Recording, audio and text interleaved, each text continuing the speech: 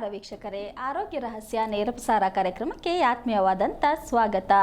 ಯಶಸ್ಸು ಬೇಕೆಂದರೆ ತಾಳ್ಮೆ ಎನ್ನುವಂಥದ್ದು ಅತಿ ಮುಖ್ಯ ಅಂತ ಹೇಳ್ತಾ ಇವತ್ತಿನ ಕಾರ್ಯಕ್ರಮವನ್ನು ಪ್ರಾರಂಭ ಮಾಡೋಣ.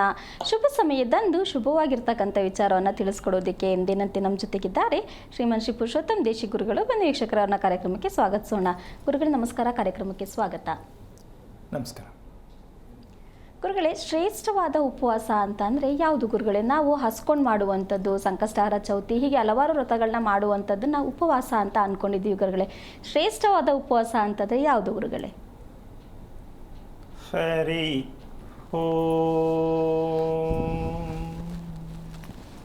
ಶ್ರೀ ಗುರುಭ್ಯೋ ನಮಃ. ಗಂಡ ಹೆಂಡತಿ ಜಗಳ ಮಾಡ್ಕೊಂಡು ಮಾಡೋ ಉಪವಾಸ ತುಂಬ ಶ್ರೇಷ್ಠ ಅಂತ ನಾವು ಅಂದ್ಕೊಂಡಿದ್ದೀವಿ. ಉಪವಾಸ ಅಂತ ಅನ್ಕೊಂಡಿಲ್ಲ, ಮುನ್ಸ್ಕೊಂಡ್ರೆ ಉಪವಾಸ ತಾನೆ. ಹೌದು. ಅದರಿಂದ ಏನಾಗುತ್ತೆ ಅಂತ ಗೊತ್ತಿಲ್ಲ. ಯಾಕೆ ಇದನ್ನು ಹೇಳಿದೆ ಅಂದರೆ, ಉಪವಾಸ ಹಲವಾರು ರೀತಿಯಲ್ಲಿ ನಾವು ತಿಳ್ಕೊಂಡಿದ್ದೀವಿ. ವೈಕುಂಠ ಏಕಾದಶಿ ಬಂತು, ಸೋಮವಾರ ಸಂಕಷ್ಟರ ಚೌತಿ ಬಂತು, ಈ ರೀತಿ ಹಲವಾರು ರೀತಿ ಉಪವಾಸಗಳನ್ನ ಮಾಡ್ತಾ ಇರ್ತಕ್ಕಂಥ ನಮ್ಮ ಅಭ್ಯಾಸಗಳಲ್ಲಿ ನಮ್ಮ ಆರೋಗ್ಯವನ್ನು ಸುಧಾರಿಸುವಂತಹ ಉಪವಾಸ ಬೇಕಾ, ನಮ್ಮ ಅನುಕೂಲಕ್ಕೆ ತಕ್ಕಂತೆ ಮಾಡುವ ಉಪವಾಸ ಬೇಕಾ ಅನ್ನೋದು ಒಂದು ಡಿಸೈಡ್ ಆಗಬೇಕು. ಯಾವ್ದು ಬೇಕಾಗತ್ತೆ? ನಮ್ಮ ಆರೋಗ್ಯ ಮಾಡುವಂಥದ್ದು ಬೇಕಾಗತ್ತೆ. ಆದರೆ ನಾವು ಅನುಕೂಲಕ್ಕೆ ತಕ್ಕಂತೆ ಉಪವಾಸ ಮಾಡುವ ಕಾರಣದಿಂದ ನಮ್ಮ ದೇಹ ಹಿಂದೆ ಹೋಗ್ತಾ ಇದೆ, ಮುಂದೆ ಬರಲ್ಲ. ಅದಕ್ಕೆ ಕ್ಯಾಲೆಂಡರ್ ನೋಡಿ ನಿಮ್ಮ ಡೇಟ್ ಆಫ್ ಬರ್ತ್ ತಿಳ್ಕೊತೀರಾ, ನಿಮ್ಮ ವಯಸ್ಸೆಷ್ಟು ಅಂತ ತಿಳ್ಕೊತೀರಾ, ನಿಮ್ಮ ದೇಹ ನೋಡಿ ವಯಸ್ಸು ತಿಳ್ಕೊತೀರಾ ಅಂತ ಪ್ರಶ್ನೆ. ಯಾವ್ದು ನೋಡ್ಬೇಕೀಗ? ನಿಮ್ಮ ವಯಸ್ಸೆಷ್ಟು ಅಂದರೆ ಡೇಟ್ ಆಫ್ ಬರ್ತ್ ಅಲ್ವಾ? ಅದು ನೋಡ್ಬಿಟ್ಟು ವಯಸ್ಸು ನೋಡ್ಬೇಕಾ, ಹೇಳ್ಬೇಕಾ, ಅಥವಾ ದೇಹವನ್ನು ಗುರುತಿಸಿ ವಯಸ್ಸು ಹೇಳ್ಬೇಕಾ? ಯಾವ್ದು ಸರಿ? ಎಲ್ಲ ನೋಡ್ತಿರೋದು ಕ್ಯಾಲೆಂಡರ್ ನೋಡಿ ಅದನ್ನೇ ಸರಿ ಅಂತ ಅನ್ಕೊಂಡಿದ್ದೀವಿ ಗುರುಗಳೇ. ಇದು ಮುಪ್ಪಾಗುವಂತಹ ಒಂದು ಸಂದೇಶ. ಮುಪ್ಪಿನಲ್ಲಿ ಡೇಟ್ ಆಫ್ ಬರ್ತ್ ನೋಡ್ಬಿಟ್ಟು ನನ್ಗೆ ಇಷ್ಟು ವಯಸ್ಸಾಯ್ತು ಅಂತ ಹೇಳ್ತೀವಲ್ಲ, ಇದು ಮುಪ್ಪು ಭರಿಸುವಂತಹದ್ದು. ಇದನ್ನ ಗುರುತಿಸ್ಕೊಂಡ್ರೆ, ಯಾವುದನ್ನ? ಕ್ಯಾಲೆಂಡರ್ ವಿಚಾರ ನೋಡ್ಕೊಂಡ್ರೆ ನಮಗೆ ಮುಪ್ಪು ಬರ್ತಾ ಐತೆ ಅಂತ ಯೋಚನೆ ಶುರು ಆಗತ್ತೆ. ಅಯ್ಯೋ ಇಷ್ಟು ವಯಸ್ಸಾಗೋಯ್ತಾ ಅಲ್ವಾ? ಅದಕ್ಕೆ ನಾವು ಮತ್ತೆ ಯಾವ ಥರ ವಯಸ್ಸು ಅಂದರೆ, ನಮ್ಮ ದೇಹದ ಅಂಗಾಂಗಗಳೆಲ್ಲ ತುಂಬ ಆಕ್ಟಿವ್ ಆಗಿರಬೇಕು. ದೇಹದ ಅಂಗಾಂಗಗಳೆಲ್ಲವೂ ಇದು ಸಾವಿಗಾಗಿ ಡೇಟ್ ಆಫ್ ಬರ್ತ್ ಬೇಕು. ಸಾವಿಗಾಗಿ ಡೇಟ್ ಆಫ್ ಬರ್ತ್ ಬೇಕು ಅಂತ ವಿಚಾರ. ಯಾಕೆ ಇದೊಂದು ಸ್ವಲ್ಪ ವಿಚಿತ್ರವಾಗಿದೆ ಕೇಳಿಸ್ಕೊಳ್ಳೋಕ್ಕೆ. ಕಾರಣ ಏನು ಅಂದರೆ, ನಮ್ಮ ವಯಸ್ಸು ನಮ್ಮ ಹುಟ್ಟಿದ 100 ವರ್ಷ ಬಾಳಿ ಬದುಕೋದಕ್ಕೆ ನಮಗೆ ಬೇಕು ತಿಳ್ಕೊಳ್ಳೋಕ್ಕೆ ಒಂದು ಗುರುತು ಅಂತ. ಹೌದು. ಬದುಕ್ತಾ ಇದ್ದೀವಾ? ಇಲ್ಲ ಗುರುಗಳೇ. ಬದುಕಿದ್ದೀವಾ? ಇಲ್ಲ. ಪ್ರಯತ್ನನೂ ಮಾಡಿದ್ದೀವಾ? ಇಲ್ಲ. ಆದರೂ 100 ವರ್ಷ ಬದುಕಬೇಕು ಅಂತ ಆಸೆ. ಹೌದು. ಆಗಿದೆಯಾ? ಮತ್ತು ಆಗಿದ್ಮೇಲೆ ಏನಾಗಿರಬಹುದು? ಇದಕ್ಕೆ ನಮ್ಮ ಆರೋಗ್ಯವನ್ನು, ನಮ್ಮ ದೇಹದ ಪ್ರತಿಯೊಂದು ಭಾಗಗಳನ್ನು ಖುಷಿಯಾಗಿ ನೆಮ್ಮದಿಯಾಗಿ ತೊಂದರೆ ಇಲ್ಲದೆ ನಾವು ಇಟ್ಕೋಬೇಕಾ ಬೇಡವಾ? ಇಟ್ಕೋಬೇಕು ಗುರುಗಳೇ. ಇದು ಇಟ್ಕೋಬೇಕಾದ್ರೆ ನಮಗೆ ಒಂದು ಮೆಡಿಷನ್ ಬೇಕು. ಏನು? ನಗು ಬೇಕಾ ಬೇಡವಾ? ಖಂಡಿತ ಬೇಕು ಗುರುಗಳೇ. ಈ ನಗುವಿನ ರಹಸ್ಯಕ್ಕೆ ನಿಜಕ್ಕೂ ಹೇಳ್ತೀನಿ, ಇದು ಎಲ್ಲೋ ಹುಡುಕೋದು ಎಲ್ಲೋ ತರೋದು ಅನ್ನೋದೇ ಒಂದು ಪ್ರಶ್ನೆ. ಈ ಉಪವಾಸಕ್ಕೂ ನಗುಗೂ ತುಂಬ ಹತ್ತಿರವಾದ ನಿಕಟವಾದ ಸಂಬಂಧ ಇದೆ. ಉಪವಾಸಕ್ಕೂ ನಗುವಿಗೂ ಸದಾ ನಗಬೇಕು, ಮಕ್ಕಳು ನಗ್ದಾಗ ನಗ್ತಾ ಇರಬೇಕು, ಇದು ಸತ್ಯ. ನಗೋದೇ ಯಾವತ್ತೋ ಒಂದಿನ. ಯಾಕೆ ಅಂದರೆ ತಾಪತ್ರೆ ಅಲ್ವಾ? ಈಗ ತಾಪತ್ರೆ ಆದ್ಮೇಲೆ ದೇಹಕ್ಕೆ ಮುಪ್ಪು ಬಂದೇ ಬರ್ತದೆ, ಯೋಚನೆ ಮಾಡಿ. ಹೌದು. ನಗ್ತಾ ಇದ್ದಾಗ ಹಂಗಂತ ನಿಮ್ಗೆ ಕಷ್ಟ ಇದ್ರು ನಗಿ ಅಂತಲ್ಲ, ಕಷ್ಟ ಬರ್ಸ್ಕೋಬಾರ್ದು. ಈಗ ಸದಾ ನಗ್ತಾ ಇರಬೇಕು ಅಂತ ಯಾರಿಗೂ ಆಸೆ ಇಲ್ಲ? ಎಲ್ರಿಗೂ ಆಸೆ. ಆದ್ರೆ ನಗು ಬರಲ್ವೇ? ಇಷ್ಟೊಂದು ಸಂಕಟ ಇಟ್ಕೊಂಡು ಹೆಂಗಪ್ಪ ನಗೋದು, ಬಲವಂತಕ್ಕೆ ನಗಕ್ಕಾಯ್ತದ ಅಂತ ಪ್ರಶ್ನೆ ಆಗತ್ತೆ. ಖಂಡಿತ ಹೌದು. ಅದಕ್ಕೋಸ್ಕರವಾಗಿ ಆಯಸ್ಸು ನಮಗೆ ಗೊತ್ತೇ ಆಗಬಾರ್ದು. ಎಷ್ಟು ಆಯಸ್ಸು, ಎಷ್ಟು ವಯಸ್ಸಾಯ್ತು ನಮ್ಗೆ ಗೊತ್ತೇ ಆಗಬಾರ್ದು. ಆ ರೀತಿ ನಾವು ನವ ಯುವಕ ಅನ್ನೋದಕ್ಕಿಂತ ಹುಡುಗರ ಥರ ಇರೋಣ ಅಂತ ಪ್ರಯತ್ನ ಮಾಡೋಣ. ಏನು? ಹುಡುಗರ ಥರ. ಯಾಕೆಂದ್ರೆ ಅದಕ್ಕೊಂದು ಸಣ್ಣ ಉದಾಹರಣೆ ಇದೆ. 60ಕ್ಕೆ ಹರಳೋ ಮರಳೋ ಅಂತಾರೆ. ಸುಳ್ಳದು.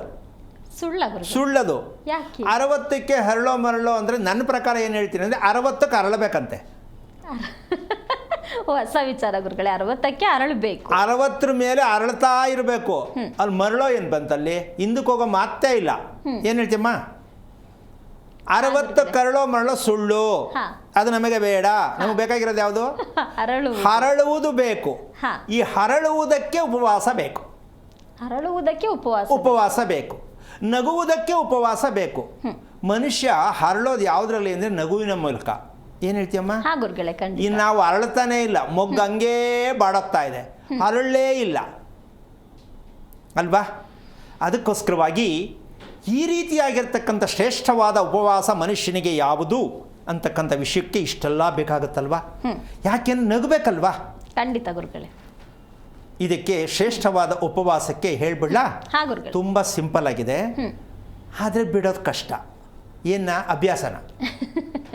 ಯಾವಾಗಲೂ ನಗ್ತಾ ಇರಬೇಕು ಅಂದ್ರೆ ಅಭ್ಯಾಸ ಸರಿಯಾಗಿರಬೇಕು. ಯಾವ ಅಭ್ಯಾಸ ಅಂದರೆ, ಎಷ್ಟೋ ಜನ ಬೈದೇ ಬಿಡ್ತಾರೆ ಈಗ, ಏನು ಹಿಂಗೆ ಹೇಳ್ಬಿಟ್ರಲ್ಲ ಅಂತ. ಮಾಂಸಾಹಾರವನ್ನು ತ್ಯಜಿಸುವ ಅಭ್ಯಾಸವನ್ನು ಕಲಿಸಿದಾಗ ಮಾಂಸಾಹಾರವನ್ನು ತ್ಯಜಿಸುವುದನ್ನು ಕಲಿಸಿದಾಗ ಮಕ್ಕಳಿಗೆ ಸಾಧ್ಯ ಏನಮ್ಮ ಇದು? ಶ್ರೇಷ್ಠವಾದ ಉಪವಾಸ. ಈಗ ತಿಂತಾ ಇರ್ತೀವಿ, ಚೌತಿಗೆ ಉಪವಾಸ, ಏಕಾದಶಿಗೆ ಉಪವಾಸ, ತಿಂತಾ ಇರ್ತೀವಿ, ಹೆಂಗಾಗತ್ತದು? ಅವತ್ತಿನ ದಿನ ಏನು ತಿನ್ನಲ್ವಲ್ಲ ಗುರುಗಳೇ? ಅಲ್ಲ, ಒಂದು ನಿಮಿಷ, ನಾವು 1 ವರ್ಷಕ್ಕೋಸ್ಕರ ಮಾಡ್ತಾ ಇರ್ತಕ್ಕಂಥ ವಿಚಾರ ಅಲ್ಲ. ಪ್ರತಿದಿನ ನಮಗೆ ಭಗವಂತನಿಗೆ ಇರ್ತಕ್ಕಂತಹ ಒಂದು ನಿಯಮ, ಸಮಯದ ನಿಯಮ ಏನು ಅಂದರೆ, ಭಗವಂತನಿಗೆ 1 ದಿನ, ನಮಗೆ 1 ವರ್ಷ. ಇದನ್ನ ಗಮನ ಇಟ್ಕೋಬೇಕು. ಭಗವಂತನಿಗೆ 1 ದಿನ, ನಮಗೆ 1 ವರ್ಷ. ಇದು ತಿಳ್ಕೊಂಡ್ರೆ ನಾವು ಯುಗಾದಿ ಹಬ್ಬಕ್ಕೊಂದ್ಸಲ, ಗೌರಿ ಹಬ್ಬಕ್ಕೊಂದ್ಸಲ, ಏಕಾದಶಿಗೊಂದ್ಸಲ ಅಲ್ಲ. ಯಾಕೆ ಅಂದರೆ ನಾವು ತುಂಬ ಹಿಂದೆ ಇದ್ದೀವಿ.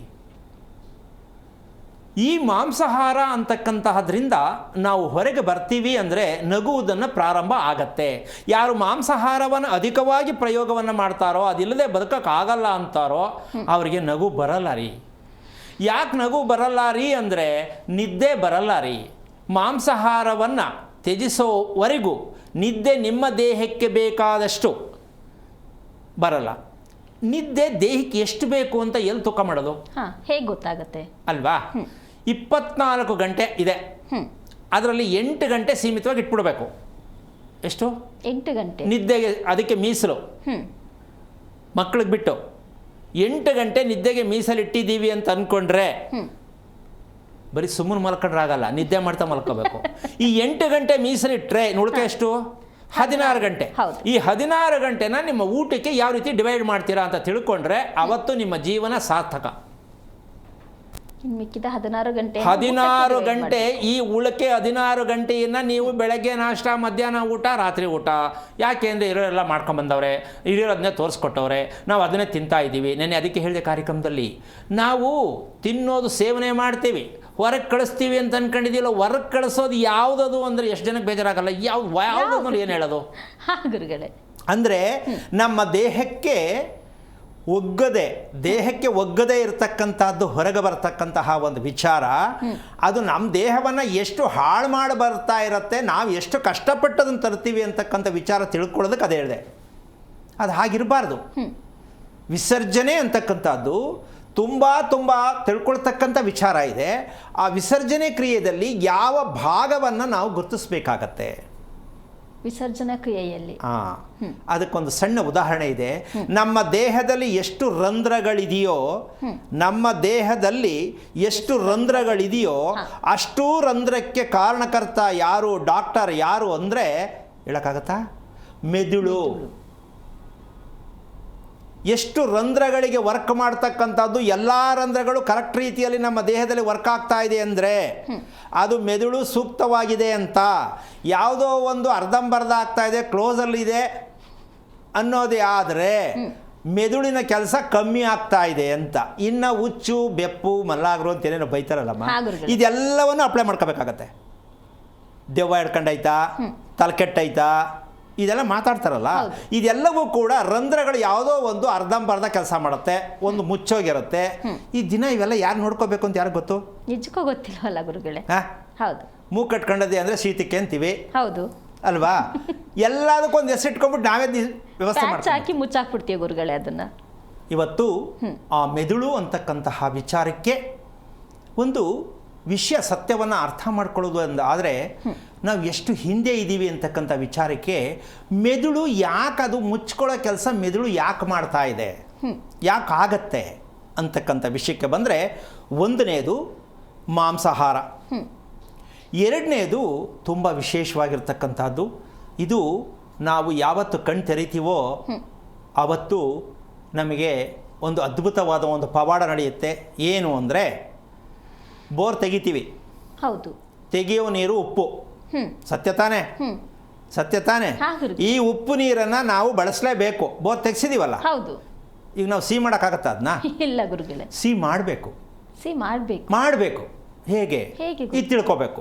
ಬೋರ್ ತೆಗೆಸ್ತೀವಿ ಸ್ವಾಮಿ, ಏನು ನೀರು ಸಿಗುತ್ತೋ ತೆಗಿತಿದ್ದೀವಿ. ಆ ನೀರು ನಿಮ್ಮ ದೇಹವನ್ನು ಏನು ಮಾಡ್ತಾ ಇದೆ ಅದನ್ನು ನೋಡ್ಕೋಬೇಕಂದ್ರೆ ನೀವು ನಲ್ಲಿ ತಿರುಗಿಸಿ ಸ್ನಾನ ಮಾಡ್ತೀರಲ್ಲ, ಒಂದ್ಸಲ ಕಂಡುಬಿಟ್ಟು ನೋಡಿ ನಲ್ಲಿ ಏನಾಗಿರುತ್ತೆ ಅಂತ. ಕರೆ ಕಟ್ಟಿರುತ್ತೆ ಗುರುಗಳೇ. ಕರೆ ಕಟ್ಟಿರುತ್ತೆ. ಅಂದಮೇಲೆ ಆ ನಮ್ಮ ದೇಹಕ್ಕೆ ಅದು ಹೋದ ಮೇಲೆ, ಹೊರಗೋ ಹೋದ ಮೇಲೆ ನಮ್ಮ ದೇಹ ಏನಾಗುತ್ತೆ, ಮೆದುಳು ಏನಾಗತ್ತೆ ಅನ್ನೋದು ಜೊತೆಗೆ ನಮ್ಮ ರಕ್ತನಾಳದ ಸ್ಥಿತಿ ಎಲ್ಲಿಗೆ ಹೋಗ್ತಾ ಇದೆ. ಯಾವುದು? ರಕ್ತನಾಳದ ಸ್ಥಿತಿ. ರಕ್ತನಾಳದ ಸ್ಥಿತಿ ಹಿಂದಕ್ಕೆ ಹೋಯ್ತಾ ಇದೆ ಅಂದರೆ ಹೃದಯದ ಸ್ಥಿತಿ ಏನು? ಅಮ್ಮ, 3 ಸಮಯ ಊಟ ಮಾಡೋ ನಾವು ಈ 3 ವಿಚಾರ ತಿಳ್ಕೊಳ್ಳಿಲ್ಲ ಅಂದರೆ ಯಾತಕ್ಕೋಸ್ಕರ ಬದುಕಿದ್ದೀವಿ ಇಲ್ಲಿ? ತಿಳ್ಕೊಬೇಕಾ ಬೇಡ? ಖಂಡಿತವಾಗ್ಲೂ ಬೇಕು ಗುರುಗಳೇ. ಈ 3 ನಮ್ಮ ದೇಹದಲ್ಲಿ ಅತಿ ಮುಖ್ಯವಾಗಿರ್ತಕ್ಕಂತಹ 3 ಸಮಯದ ಊಟದಿಂದ ಇವು 3ಕ್ಕೂ ನಾವು ರಜಾ ಕೊಟ್ಬಿಟ್ಟಿದ್ದೀವಿ ಗೊತ್ತಿಲ್ಲದ ರೀತಿಯಲ್ಲಿ. ಯಾಕೆ ಅಂದರೆ ಒಬ್ಬೊಬ್ಬರಿಗೂ ಒಂದೊಂದು ಸಮಸ್ಯೆ. ಹೌದು. ಇದಕ್ಕೆ ಏನು ಹೇಳ್ತೀವಿ ಅಂತಂದರೆ, ನಾವು ಸಾಮಾನ್ಯವಾಗಿ ಆಹಾರದಲ್ಲಿ ಉತ್ಪತ್ತಿ ಆಗ್ತಕ್ಕಂತಹ ರಾಸಾಯನಿಕ ಏನಿದೆ, ಈ ರಾಸಾಯನಿಕವಾಗಿರ್ತಕ್ಕಂಥ ಅಂಶವನ್ನು ನಮ್ಮ ದೇಹಕ್ಕೆ ಹೇಗೆ ಬಳಸ್ಕೋಬೇಕು ಅಂತಕ್ಕಂಥ ವಿಚಾರ ಎಷ್ಟು ಸಾವಿರಾರು ವರ್ಷಗಳಿಂದನೂ ಕೂಡ ಇಲ್ಲಿವರೆಗೂ ತಾತ ಮುತ್ತಾತ ಅವ್ರ ತಾತ ಅಲ್ಲಿಂದನೂ ಇದೇ ಬಂದಿರೋದು. ಯಾಕೆ ಅಂದರೆ ಜ್ವರ ಅವಾಗಿಂದ ಈಗಲವರೆಗೂ ಇದೆ. ಹೌದು. ಹೋಗಿದೆಯಾ ಜ್ವರ? ಅಂದ್ಮೇಲೆ ತಿಳ್ಕೊಬೇಕು ನಾವು, ನಮ್ಮ ತಾತ ಸರಿ ಇದ್ದ, ನಮ್ಮ ತುಂತಾತ ಸರಿ ಇದ್ದ. ಅಪ್ರಾಣೆ ಇಲ್ಲ, ಅವರು ಸುಳ್ಳಲ್ಲೇ ಜೀವನ ಮಾಡಿಬಿಟ್ರು ಗೊತ್ತಿಲ್ಲದೆ, ನಾವು ಸುಳ್ಳಲ್ಲೇ ತಿಳ್ಕೊಂಡು ಮಾಡ್ತಾ ಇದ್ದೀವಿ. ಅಂದ ಮೇಲೆ ನಮ್ಮ ಆರೋಗ್ಯ ಹೇಗೆ ಸರಬೇಕು, ಹೆಂಗೆ ಸರಿ ಹೋಗಬೇಕು? ಇದಕ್ಕೆ ಮೂಲ ಕಾರಣ ಬೋರ್ ತೆಗೆಸ್ತಂತಹ ಕಾಲ ಹಿಂದೆ ಇರಲಿಲ್ಲ. ಹೌದಾ? ಈಗ ಬೋರ್ ತೆಗೆಸ್ತೇ ವಿಧಿ ಇಲ್ಲ. 30 ಅಡಿಗೊಂದು ಬೋರು, 40 ಅಡಿಗೊಂದು ಬೋರು. ಹೌದಾ? ಈ ಸಿಕ್ಕಿರುವ ಉಪ್ಪು ನೀರು ಅಂತಕ್ಕಂಥ ವಿಷಯಕ್ಕೆ ನಾನು ಅದನ್ನು ಸಿಹಿ ನೀರು ಮಾಡ್ಕೋಬೇಕು ಅಂತ ಹೇಳಿದೆ. ಮಾಡೋಕ್ಕಾಗತ್ತೆ ಅಂತೀಯ ಇಲ್ಲ ಅಂತೀಯಮ್ಮ? ಭೂಮಿ ಸಿಕ್ಕಿರೋ ನೀರನ್ನ ನಾವ್ಹೆಂಗೆ ಸಿಹಿ ಮಾಡೋದು? ಏನು ಸಕ್ಕರೆ ಹಾಕೋಕ್ಕಾಗತ್ತಾ? ವಾಟರ್ ಫಿಲ್ಟರ್ ತಗೊಂಡ್ರೆ ಇರೋದ್ರಲ್ಲಿ ಒಂಚೂರು ಬೆಟರ್ ಕುಡಿಬೋದು ಗುರುಗಳೇ. ಅಲ್ಲ, ಕುಡಿಯಕ್ಕೆ ಮಾಡ್ಕೋಬೋದು, ಮಿಕ್ಕದಕ್ಕೆ ಮಾಡೋಕ್ಕಾಗಲ್ಲ. ಮಾಡಬೇಕು. ಅದನ್ನ ಇವತ್ತು ಹೇಳಬೇಕು. ಹೇಗೆ ಮಾಡೋದು? ಸಿಕ್ಕಿದ ನೀರು ನಾವೇನು ಮಾಡೋಕ್ಕಾಗತ್ತೆ ಅಲ್ವಾ? ನಾನು ಹೇಳ್ತೀನಲ್ಲ, ಕೇಳಿಸ್ಕೊಳ್ಳಿ. ಹೇಳಿ ಬಿಡಿ ಗುರುಗಳೇ. ಅಲ್ವಾ? ಆದರೆ ಉಪ್ಪು ನೀರನ್ನು, ಉದಾಹರಣೆಗೆ ಸಮುದ್ರ ನೀರು ಹೇಗಿರುತ್ತಮ್ಮ? ಉಪ್ಪೆ ಗುರುಗಳೇ. ಈಗ ಉಪ್ಪು ನೀರು ಸಿಹಿ ನೀರಾಗಿ ನಮ್ಮ ಭೂಮಿ ಬರುತ್ತಾ ಇಲ್ವಾ? ಬರುತ್ತೆ ಗುರುಗಳೇ. ಆ ಕೆಲಸ ನಾವು ಯಾಕೆ ಮಾಡ್ತಾ ಇಲ್ಲ?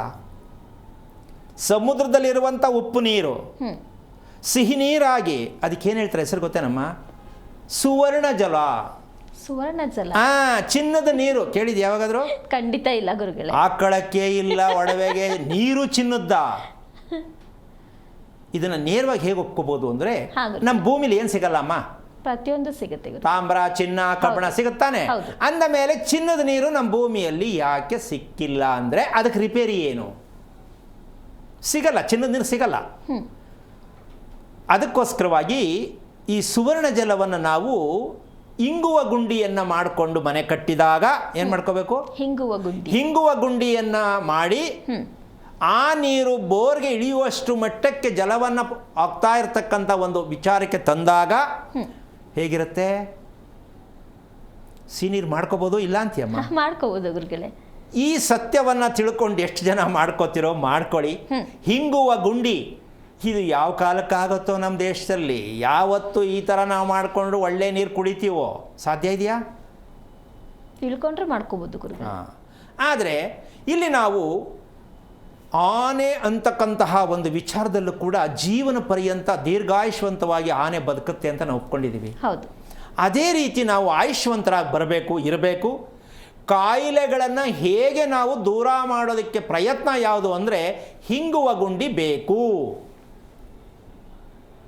ಆರೋಗ್ಯ ಚೆನ್ನಾಗಿ ಇಟ್ಕೋಬೇಕು ಅಂದರೆ ಹಿಂಗುವ ಗುಂಡಿ ಬೇಕು. ಇದರ ಜೊತೆಗೆ ಮಾಂಸಾಹಾರದಲ್ಲಿ ಒಂದು ಸಮಸ್ಯೆ ಬರುತ್ತೆ. ಜಾಸ್ತಿ ಮಸಾಲೆ ಹಾಕಿ ತಿಂದರೆ ಇದು ರೋಗಕ್ಕೆ ಕಾರಣ ಅಂತ ಹೇಳ್ತಾರೆ. ಹೌದಾ? ಮಸಾಲೆ ಹಾಕಿ ತಿಂದರೆ ರೋಗಕ್ಕೆ ಕಾರಣ ಸರಿನೇ. ಉಪ್ಪು ನೀರು ಬೆಳಗಿನ ಸಾಯಂಕಾಲ ತನಕ ಬಳಸ್ತಿರೋವಲ್ಲ, ಇದೆಲ್ಲಿ ಕಳ್ಸೋಣ? ಅಲ್ಲಿ ಮಸಾಲೆ ಕಮ್ಮಿ. ಸೂಪರ್. ಅದು ಯಾವತ್ತೂ ಬಿಟ್ಟೇ ಬಿಡೋಣ. ಉಪ್ಪು ನೀರು ಕತೆ ಏನು ಮಾಡೋದು? ಬದುಕಿಯೋದು ಹೆಂಗೆ ಬದುಕ್ತೀರಾ ನೋಡೋಣ. ಯಾವ ಪೂಜೆ ಮಾಡ್ತೀರಾ, ಯಾವ ದೇವಸ್ಥಾನಕ್ಕೆ ಹೋಗ್ತೀರಾ, ಎಲ್ಲಿ ಬದುಕಿಯೋದು ಹೆಂಗೆ ಚೆನ್ನಾಗಿ ಬದುಕ್ತೀರಾ ನೋಡೋಣ. ಇದನ್ನೆಲ್ಲ ನಾವು ತಪ್ಪಿಟ್ಟುಕೊಂಡು ನಮ್ಮ ಬದುಕಿಗೆ ಮೌಲ್ಯಗಳನ್ನು ಇರ್ತಕ್ಕಂತಹ, ನಾವು ವಾಸ ಮಾಡ್ತಕ್ಕಂಥ ಮನೆ, ನಾವು ಬಳಸುವಂಥ ನೀರು ನಮ್ಗೆ ಸತ್ಯ ಗೊತ್ತಿಲ್ಲ ಅಂದರೆ ನಾವು ಯಾವ ಸೀಮೆ ಭಾರತೀಯರು ಅಂತ ಹೇಳೋದಕ್ಕೆ ನಾಚಿಕೆ ಆಗುತ್ತೆ. ಭಾರತೀಯರು ಅಂತ ಹೇಳೋಕ್ಕೆ ನಾಚಿಕೆ ಆಗುತ್ತೆ ನಮಗೆ. ಯಾಕೆ ನಮ್ಗೆ ಸತ್ಯನೇ ಗೊತ್ತಿಲ್ಲ. ಏನೋ ಒಂದು ತಿನ್ನೋದು, ಏನೋ ಒಂದು ಕುಡಿಯೋದು, ಒಂದಿನ ಸಾಯೋದು, ದಟ್ ಡಿಸೈಡ್. ಅದಕ್ಕೋಸ್ಕರವಾಗಿ ಪ್ರತಿಯೊಂದು ದಿನದಲ್ಲೂ ಹೇಳ್ತಕ್ಕಂಥ ಪ್ರತಿಯೊಂದು ವಿಚಾರದಲ್ಲೂ ಕೂಡ ನೀವು ಅರ್ಥ ಮಾಡ್ಕೊಂಡು ಬದುಕೋದೇ ಆದರೆ ಎಲ್ಲವೂ ನಿಮ್ಮ ಕೈಯಲ್ಲೇ. ನಿಮ್ಮ ಆರೋಗ್ಯ ಯಾರ ಕೈಯಲ್ಲಿ? ನಮ್ಮ ಆರೋಗ್ಯ ನಮ್ಮ ಕೈಯಲ್ಲಿ ಅಷ್ಟೇ. Very simple. ತೀರಾ ಮುರಿದೋದಾಗ ಕಿತ್ತೋದಾಗ ಡಾಕ್ಟ್ರ್ ಇದ್ದೇ ಇದ್ದಾರೆ, ಹೋಗೋಣ, ಅವ್ರು ಅದಕ್ಕೆ ಇದ್ದಾರೆ, ನಾವು ಮಾಡಲೇಬೇಕು. ಆದರೆ ನಮ್ಮ ದೇಹವನ್ನು ಸರಿಯಾದ ರೀತಿಯಲ್ಲಿ ಕಾಪಾಡ್ಕೋಬೇಕು, ನಮ್ಮ ಮಕ್ಕಳನ್ನು ಆರೋಗ್ಯವಂತರನ್ನಾಗಿ ಬೆಳೆಸಬೇಕು ಅಂತ ತಿಳ್ಕೊಂಡಿರ್ತಕ್ಕಂಥ ತಂದೆ ತಾಯಿಗಳು ಮದುವೆ ಮಾಡ್ತೀನಿ ಅಂತಕ್ಕಂತಹ ವಿಚಾರಕ್ಕೆ ಮುಖ್ಯ ಅಲ್ಲ. ನಮ್ಮ ಮಕ್ಕಳನ್ನು ಆರೋಗ್ಯವಂತರನ್ನಾಗಿ ಮಾಡ್ತೀನಿ ಅಂತಕ್ಕಂಥ ಪ್ರತಿಯೊಬ್ಬರು ಸಂಕಲ್ಪ ಆಗಬೇಕು. ಅವರು ಮದುವೆ ಮಾಡ್ತಕ್ಕಂಥದ್ದು ಮಾಡ್ಕೊಳ್ತಕ್ಕಂಥದ್ದು ಅವರ ವೈಯಕ್ತಿಕ ಅಭಿಪ್ರಾಯ. ನೀವು ಅವ್ರಿಗೆ ಮದುವೆ ಮಾಡೋಕ್ಕೆ ಹೋಗಬೇಡಿ. ಯಾಕೆ ಅಂತಂದರೆ ನೀವು ಅಭಿಪ್ರಾಯದಲ್ಲಿ ಏನು ಮಾಡ್ತಾ ಇದ್ದೀರೋ ಅದೆಲ್ಲ ನಿಮ್ಮ ಮಕ್ಕಳು ನೀವೇನು ಮಾಡೋಕ್ಕಾಗಿಲ್ಲ. ಅದಕ್ಕೆ ಅವ್ರಿಗೆ ನೀವು ಒತ್ತಾಯ ಮಾಡಿ ಮದುವೆ ಮಾಡ್ಕೋ, ಕೆಲಸಕ್ಕೆ ಹೋಗು. ಅವರಿಗೆ ಬುದ್ಧಿ ಆಟೋಮೆಟಿಕಾಗಿ ಬರಬೇಕು. ಏನು ನಾನು ಏನು ಮಾಡಬೇಕು, ನನ್ನ ವಯಸ್ಸಿಗೆ ಹೇಗೆ ನಡ್ಕೋಬೇಕು ಅಂತ. ಅದು ಸರಿನಾ? ಬುದ್ಧಿ ಹೇಳೋ ಸರಿನಾ? ನಮಗೆ ಅನಿಸ್ಬೇಕು ಗುರುಗಳು ಏನು ಮಾಡಬೇಕು ಏನು ಮಾಡಬಾರ್ದು ಅಂತ. ಮಕ್ಕಳಿಗೂ ನೀವು ಬುದ್ಧಿ ಹೇಳೋದು ಬೇಡ, ಗಂಡನಿಗೆ ಹೆಂಡತಿ ಬುದ್ಧಿ ಹೇಳೋದು ಬೇಡ, ಹೆಂಡತಿಗೆ ಗಂಡ ಬುದ್ಧಿ ಹೇಳೋದು ಬೇಡ. ಬುದ್ಧಿ ಅಂತಕ್ಕಂಥದ್ದು ಸೈನ್ಸ್ಗೆ ಹೋಲಿಕೆ ಆಗಲ್ಲ. ಬುದ್ಧಿವಂತಿಕೆ ಸೈನ್ಸ್ಗೆ ಹೋಲಿಕೆ ಆಗಿಲ್ಲ, ಆಗೋದು ಇಲ್ಲ. ಈಗ ನಾವು ಅದ್ರ ಮಧ್ಯೆ ಸೇರ್ಕೊಂಡ್ಬಿಟ್ಟಿದ್ದೀವಿ. ಇಲ್ಲಿ ಸೈನ್ಸು, ಇಲ್ಲಿ ಬುದ್ಧಿ. ಅಪ್ಪ ಅಮ್ಮ ಹೇಳೋದು ಒಳ್ಳೆ ಬುದ್ಧಿ ಕಲ್ತ್ಕೊ ಅಂತ. ಒಳ್ಳೆ ಬುದ್ಧಿ ಅಂದರೆ ಯಾವುದು? ಒಳ್ಳೆ ಅಭ್ಯಾಸ ಅಲ್ವಾ?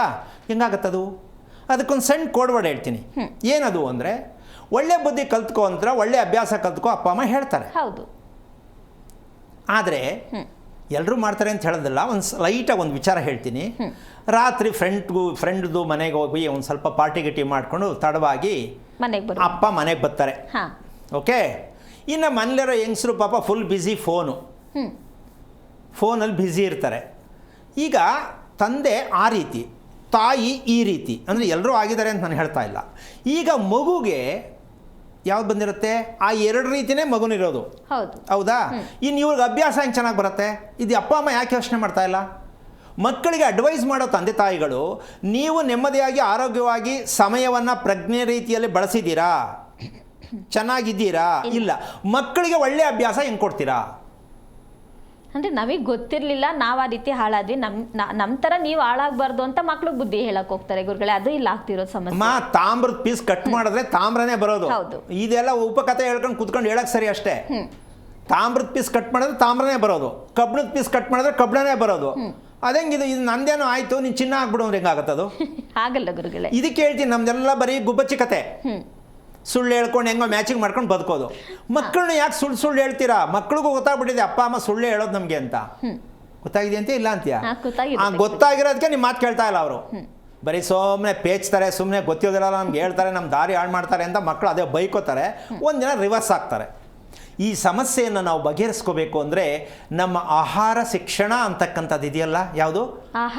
ಆಹಾರ ಶಿಕ್ಷಣ ಅಂತಕ್ಕಂಥದ್ದು ಇದೆಯಲ್ಲ, ಈ ಆಹಾರ ಶಿಕ್ಷಣದಲ್ಲಿ ಈ ಸತ್ಯ ನಮಗೆ ಗೊತ್ತಾದಾಗ, ಮಕ್ಕಳಿಗೆ ತಿಳಿದು ಹೇಳಿದಾಗ, ನಮ್ಮ ಜೀವನದಲ್ಲಿ ಆರೋಗ್ಯ ಅಂತಕ್ಕಂಥದ್ದನ್ನು ಹುಡುಕೋದು ಬೇಕಾಗಿಲ್ಲ. ಯೋಚನೆ ಮಾಡೋದು ಬೇಕಾಗಿಲ್ಲ.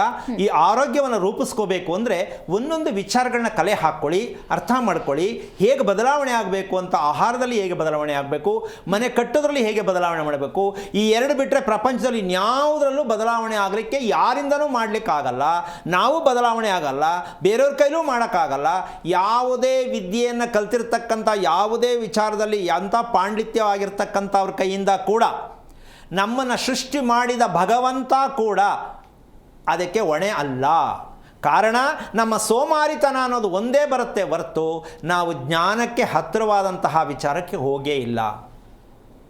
ಉಪ್ಪು, ನೀರಲ್ಲಿ ಇರ್ತಕ್ಕಂಥ ಉಪ್ಪಿನ ಅಂಶ ನಮ್ಮ ದೇಹ, ನಮ್ಮ ಮನಸ್ಸು, ನಮ್ಮ ಮೆದುಳು ಮತ್ತು ನಮ್ಮ ರಕ್ತನಾಳ, ಹೃದಯ ಇದಿಷ್ಟನ್ನು ಯಾವ ರೀತಿ ಮಾಡಿರುತ್ತೆ, ಕಬ್ಜಾ ಮಾಡ್ಕೊಂಡ್ಬಿಟ್ಟಿರ್ತದೆ. ಹೊಟ್ಟೆ ಕೆಟ್ಟಿರುತ್ತೆ, ಉಸಿರಾಟ ಕೆಟ್ಟಿರುತ್ತೆ, ತಲೆ ಭಾಗದಲ್ಲಿ ತುಂಬ ಬಿಸಿ ಇರುತ್ತೆ. ಮತ್ತು ಹೆಂಗೆ ಬದುಕ್ತೀರಾ, ಹೆಂಗೆ ನಿದ್ದೆ ಮಾಡ್ತೀರಾ ನೀವು? ನಿದ್ದೆ ಬರಲ್ಲ. ಆ ನಿದ್ದೆ ಬರಲ್ಲ ಅನ್ನೋದಕ್ಕೆ ಕೆಲವೊಂದು ಸಿಂಪ್ಟಮ್ಸ್ನ ಇವಾಗ ಕಾರ್ಯಕ್ರಮದಲ್ಲಿ ಕೆಲವರು ಕೇಳೋಣ. ನಿದ್ದೆ ಬರದೇ ಇರೋದಕ್ಕೆ ಎಷ್ಟೆಲ್ಲ ಕಾರಣಗಳು ಸಿಗ್ತಾ ಇರುತ್ತೆ ಅಂತಕ್ಕಂತಹ ಒಂದು ಲೆಕ್ಕಾಚಾರಕ್ಕೆ, ಅದಕ್ಕೋಸ್ಕರವಾಗಿ ಇವತ್ತು ಹೇಳ್ತಕ್ಕಂತಹ ವಿಚಾರ ಒಂದೇ ದಿನಕ್ಕೆ ಪ್ರಶ್ನೆ ಅಲ್ಲ. ಪ್ರತಿದಿನವೂ ಕೂಡ ಹೇಳ್ತಾ ಇರ್ತಕ್ಕಂತಹ ವಿಚಾರಗಳನ್ನು ನೀವು ಸರಿಯಾದ ರೀತಿಯಲ್ಲಿ ಅದನ್ನು ಬಳಸೋದೇ ಆದರೆ, ಯೋಚನೆ ಮಾಡೋದನ್ನು ಬಿಟ್ಟು ಆಲೋಚನೆಯ ರೂಪದಲ್ಲಿ ತಗೊಂಡಾಗ ನೀವು ಎಷ್ಟು ಬದಲಾವಣೆ ಆಗ್ತೀರಾ, ಮನೆಯಲ್ಲಿರ್ತಕ್ಕಂಥ ತಂದೆ ತಾಯಿ ಎಷ್ಟು ಬದಲಾವಣೆ ಆಗ್ತೀರಾ, ಮಕ್ಕಳನ್ನ ಬದಲಾವಣೆ ಮಾಡ್ಬೋದು. ಇನ್ನು ಅದೇ ರೀತಿ ಸ್ವಲ್ಪ ಮುಂದಕ್ಕೆ ಬಂದರೆ, ಬೆಳಿಗ್ಗೆ ಉದಯ ಇರತಕ್ಕಂಥ ಸೂರ್ಯನ ಬೆಳಕು ಶಾಖದಿಂದ ನಮ್ಮ ದೇಹ ತಗೊಳ್ತಕ್ಕಂಥ ಊಟ ಎಲ್ಲ ಕರಗಿಸುತ್ತೆ ಅಂತ ಗೊತ್ತಿದೆ. ಹೌದು, ಅದು ಕರೆಕ್ಟ್ ರೀತಿ ಇದೆಯೋ ಇಲ್ವೋ ಅಂತ ಆಮೇಲೆ ಮಾತಾಡೋಣ. ಸೂರ್ಯನ ಕಿರಣಗಳಿಂದ ನಾವು ತಗೊಳ್ತಕ್ಕಂಥ ಆಹಾರ ಕರಗುವಂಥ ಒಂದು ಶಕ್ತಿ ಇದೆ ಅಂತ ಒಪ್ಕೊಳ್ಳೋಣ, ಆಯಿತಾ? ರಾತ್ರಿಗೆ ಏನು ಮಾಡೋದು? ರಾತ್ರಿ ಮಾಡಿದ ಊಟ, ಬೆಳಿಗ್ಗೆ ಸೂರ್ಯ ಇತ್ತು ಸರಿ, ರಾತ್ರಿ ಊಟ ಯಾರು ಕರಗಿಸೋದು? ಹಾಂ, ಕರಗಿಸ್ಬೇಕಲ್ಲ? ಹೌದು ಗುರುಗಳೇ, ಖಂಡಿತ. ಮತ್ತು ಯಾರು ಕರಗಿಸೋದು? ಇದನ್ನು ತಿಳ್ಕೊಬೇಕಾಗತ್ತೆ. ಇದನ್ನು ತಿಳ್ಕೊಳ್ತಕ್ಕಂಥ ವಿಚಾರ, ನಮ್ಮ ಮನೆಯಲ್ಲಿ ಸೂರ್ಯನ ಕಿರಣವನ್ನು ಉಪಯೋಗಿಸ್ಕೊಳ್ತಕ್ಕಂಥದ್ದು ಪೂರ್ವಕ್ಕೆ ಬಾಗಿಲಿಟ್ರೆ ಸೂರ್ಯನ ಕಿರಣ ಒಳಕ್ಕೆ ಬರ್ತದೆ, ಅಡುಗೆ ಮನೆಗೆ ಬೀಳ್ತದೆ, ದೇವ್ರ ಮನೆಗೆ ಬೀಳ್ತದೆ, ನಾವೆಲ್ಲ ಅನ್ಕೋತೀವಿ. ಹೌದು. ಆದರೆ ಅದನ್ನು ಸ್ಟಾಕ್ ಮಾಡ್ಕೋಬೇಕು. ಸೂರ್ಯನ ಕಿರಣವನ್ನು ಸ್ಟಾಕ್ ಮಾಡ್ಕೋಬೇಕು ರಾತ್ರಿಗೆ. ಅದನ್ನು ಸ್ಟಾಕ್ ಮಾಡ್ಕೋಬೋದಾ ಗುರು? ಮತ್ತೆ ಇನ್ನು ಆರೋಗ್ಯವಾಗಿ ಹೆಂಗೆ ಬದುಕ್ತೀಯಾ? ಮೊದಲು ನೀರು, ಆಮೇಲೆ ಬೆಳಕು. ಈ ಬೆಳಕನ್ನು, ಬೆಳಗಿನ ಬೆಳಕನ್ನು ರಾತ್ರಿವರೆಗೂ ನಾವು ಸ್ಟಾಕ್ ಮಾಡಿಕೊಂಡ್ರೆ ಮಧ್ಯಾಹ್ನ ಬಿಸಿಲಲ್ಲಿ ಬಿಸಿ ಇರುತ್ತೆ, ಚುರು ಅಂತ ಇರ್ತದೆ, ರಾತ್ರಿಗೆ ಬೆಚ್ಚಗಿರುತ್ತೆ. ಅರ್ಥ ಆಯ್ತಾ? ಹೇಗಾಯ್ತು ಬೆಚ್ಚಗದು? ಈ ಪ್ರಶ್ನೆ ತಿಳ್ಕೊಬೇಕು ನಾವು. ರಾತ್ರಿಗೆ ಬೆಚ್ಚಗಾಗಿರುತ್ತೆ, ಮಧ್ಯಾಹ್ನ ಸಿಕ್ಕಾಬಟ್ಟೆ ಇರುತ್ತೆ. ಈ ಬೆಚ್ಚನೆ ಎಲ್ಲಿಂದ ಬರುತ್ತೆ, ಹೇಗೆ ಬರುತ್ತೆ ಅನ್ನೋದಕ್ಕೆ ಉದಾಹರಣೆ, ಮನೆಯಲ್ಲಿ ಸುತ್ತ ಇರ್ತಕ್ಕಂಥ ಜಾಗದಲ್ಲಿ ಗಿಡಗಳು ಇದ್ದ ಪಕ್ಷದಲ್ಲಿ, ಮನೆಯ ಸುತ್ತ ಬಿಟ್ಟಿರುವ ಜಾಗದಲ್ಲಿ ಗಿಡಗಳು ಇದ್ದ ಪಕ್ಷದಲ್ಲಿ ಆ ಸೂರ್ಯನ ಶಾಖವನ್ನು ಗಿಡಗಳು ಇಟ್ಕೊಳ್ಳುತ್ತೆ ಅಂತೀಯ, ಇಲ್ಲ ಅಂತೀಯ? ಅದನ್ನು ಇಟ್ಟುಕೊಂಡು ತಂಪನ್ನು ಮಾಡಿ ಮನೆಗೆ ಸಪ್ಲೈ ಮಾಡುತ್ತೆ. ಎಂಥ ಅದ್ಭುತವಾದ ಪವಾಡ! ಈಗ ನಾವು ಆ ರೀತಿ ಮನೆಯನ್ನು ಕಟ್ಟಿದ್ದೀವಾ?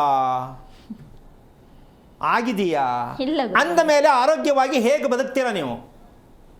ಇದನ್ನು ನಾನು ಯಾವ ಆ್ಯಂಗಲ್ ಬೇಕಾದ್ರೆ ಚಾಲೆಂಜ್ ಮಾಡಿ ಕೇಳ್ತೀನಿ ನಾನು. ಮನೆ ಕಟ್ಟೋದು ಗೊತ್ತಿಲ್ಲ, ಊಟ ಮಾಡೋದು ಗೊತ್ತಿಲ್ಲ, ಮಲಗೋದು ಗೊತ್ತಿಲ್ಲ ಅಂದರೆ ನಿಮ್ಮ ಆರೋಗ್ಯ ಹೇಗೆ ಚೆನ್ನಾಗಿರುತ್ತೆ? ಇದಕ್ಕೆ ಮಕ್ಕಳಿಗೆ ಮದುವೆ ಮಾಡಿ ಏನು ಪ್ರಯೋಜನ? ಆ ಮದುವೆ ಉಳಿಬೇಕಾ ಉಳಿಬಾರ್ದಾ ಡಿಸೈಡ್ ಮಾಡಿ ನೀವೇ. ಮದುವೆ ಮಾಡೋದು ಒಂದೇ ಭಾಗ ಅಲ್ಲ, ನಾವು ಅನುಭವಿಸ್ತಾ ಇದ್ದೀವಿ. ಮಕ್ಕಳನ್ನ ಹೆಂಗೋ ತಳ್ಳಿಬಿಟ್ಟು ಮದುವೆ ಮಾಡಿಬಿಟ್ರೆ ಹೆಂಗದು? ನೀವೇನು ಉಪಯೋಗ ಪಟ್ಕೊಂಡೇ ಇಲ್ಲ. ಮಕ್ಕಳಿಗೆ ಹೆಂಗೆ ಸುಖ ಕೊಡ್ತೀರಾ ನೀವು? ಕೊಡಿಸ್ತೀರಾ? ಯಾರಿಂದ ಕೊಡಿಸ್ತೀರಾ? ಯಾಕೆ ಇಷ್ಟೆಲ್ಲ ಆಶ್ಚರ್ಯಕವಾದ ವಿಚಾರ ಹೇಳ್ತಾ ಇದ್ದೀನಿ ಅಂತಂದರೆ, ಇದು ಹೊಸದಾಗಿ ಕೇಳೋರಿಗೆ ಆಶ್ಚರ್ಯ ಆಗತ್ತೆ.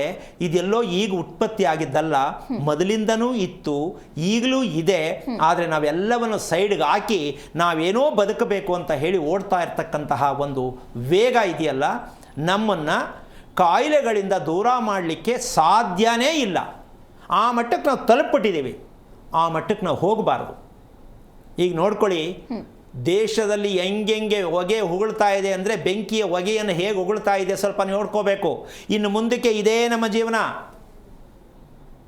ಯಾವಾಗ ಯಾವ ದೇಶ ಎಲ್ಲಿ ಬೀಳುತ್ತೋ ಇದನ್ನು ನಾವು ಸತ್ಯ ತಿಳ್ಕೋಬೇಕು. ಕಾರಣ ಧರ್ಮ ಅಂತಕ್ಕಂತಹ ಒಂದು ವಿಚಾರವನ್ನು ನಾವು ಎಷ್ಟು ದೂರ ಮಾಡ್ತಾ ಇದ್ದೀವಿ ಅಂದರೆ ಎಲ್ಲವನ್ನು ತೂರ್ಬಿಟ್ಟಿದ್ದೀವಿ ಗಾಳಿಗೆ. ಆ ಕಾರಣದಿಂದಾಗಿ ಭಯದಲ್ಲೇ ಬದುಕಬೇಕು. ಬಾಂಬ್ ಯಾರು ಹಾಕ್ಬಿಡ್ತಾರೋ, ಕಳ್ಳ ಯಾವಾಗ ನುಗ್ಬಿಡ್ತಾನೋ, ಆವೆಲ್ಲ ಮನೆ ಒಳಗಡೆ ಬಂದ್ಬಿಡುತ್ತೋ, ನಮ್ಮ ಆರೋಗ್ಯ ಹೇಗೆ ಹಾಳಾಗುತ್ತೋ, ಇಲ್ಲಿವರೆಗೂ ಈ ಬದುಕೋದು. ಇದಕ್ಕೆ ಔಷಧಿ ಇದೆಯಾ? ಇಲ್ಲ ಗುರುಗಳೇ. ಅಂದ ಮೇಲೆ ನಮ್ಮ ಬದುಕಿನ ಮೌಲ್ಯಗಳೇನಾಗಾದರೆ ಅದಕ್ಕೋಸ್ಕರವಾಗಿ ಏನು ಮಾಡಬೇಕಾಗತ್ತೆ ಅಂತಕ್ಕಂಥದ್ದು ಈಗ ಎಷ್ಟು ಸರಳವಾದ ರೀತಿಯಲ್ಲಿ ಹೇಳಿದ್ದೀನಿ. ಇದನ್ನು ತಿಳ್ಕೊಳ್ತಕ್ಕಂತಹ ಒಂದು ವಿಚಾರ ನಮ್ಗೆ ಯಾಕೆ ಆಗಬಾರ್ದು ಅಂತ ಪ್ರಶ್ನೆ ಯಾಕೆ ಬರಬಾರ್ದು? ಗುರುಗಳೇ, ನಿಮ್ಮಿಂದ ವಿಚಾರ ಮತ್ತಷ್ಟು ತಿಳ್ಕೊತೀನಿ ಗುರುಗಳೇ. ಒಬ್ರು ಕಾಲರ್ ರೆಡಿ ಇದ್ದಾರೆ. ಹಲೋ ಹಲೋ, ಸುಷ್ಮಿತಾ ಅವರೇ, ಯಾರ ಬಗ್ಗೆ ತಿಳ್ಕೊಬೇಕಿತ್ತು? ನಾವು ನಮ್ಮ ಮಗನ ಬಗ್ಗೆ ತಿಳ್ಕೊಬೇಕಿತ್ತು ಮೇಡಮ್. ಅವ್ರದ್ದು ನಕ್ಷತ್ರ ತಿಳಿಸಿ. ಸಿಂಹ ರಾಶಿ, ಮಕರ ನಕ್ಷತ್ರ. ಗುರುಗಳಿದ್ದಾರೆ, ಮಾತಾಡಿ ಮಾ. ನಮಸ್ತೆ ಗುರುಜಿ. ನಾರಾಯಣ. ಎಷ್ಟಮ್ಮ ಮಗನಿಗೆ ವಯಸ್ಸು ಅಮ್ಮ? 6 ತಿಂಗಳು. 6 ತಿಂಗಳು ಮಗುನಾ? ಮೊದಲನೇ ಮಗುನಾ? ಹೌದು ಗುರುಜಿ. ನೀನೇನು ಓದಿದ್ಯಾ? ನಾನು ಗ್ರಾಜುಯೇಷನ್ ಕಂಪ್ಲೀಟ್ ಮಾಡಿದ್ದೆ. ಓಕೆ. ಓದಿದ್ದಕ್ಕೆ ಸಾರ್ಥಕವಾಯಿತು ಅಂದ, ಸುಮ್ಮನೆ ಓದಿ ಏನು ಪ್ರಯೋಜನ ಇಲ್ಲ ಅಂತ ಅನಿಸ್ತಾ ಇದೆಯಾ? ಪ್ರಯೋಜನ ಇಲ್ಲ ಅನಿಸ್ತಿದೆ. ಯಾಕೆ ಆ ಥರ ಮಾಡಿಕೊಂಡೆ? ಪ್ರಯೋಜನ ಮಾಡ್ಕೋಬೇಕಿತ್ತಲ್ವಾ? ಮನೇಲಿ ಮದುವೆ ಮಾಡಿಬಿಟ್ರಾ? ಹಾಗೇನಿಲ್ಲ, ನಾನೇ ಬಿಟ್ಟೆ. ಏನಪ್ಪ? ನಾನೇ ಸ್ಟಾಪ್ ಮಾಡಿದೆ ಸ್ಟಡಿ.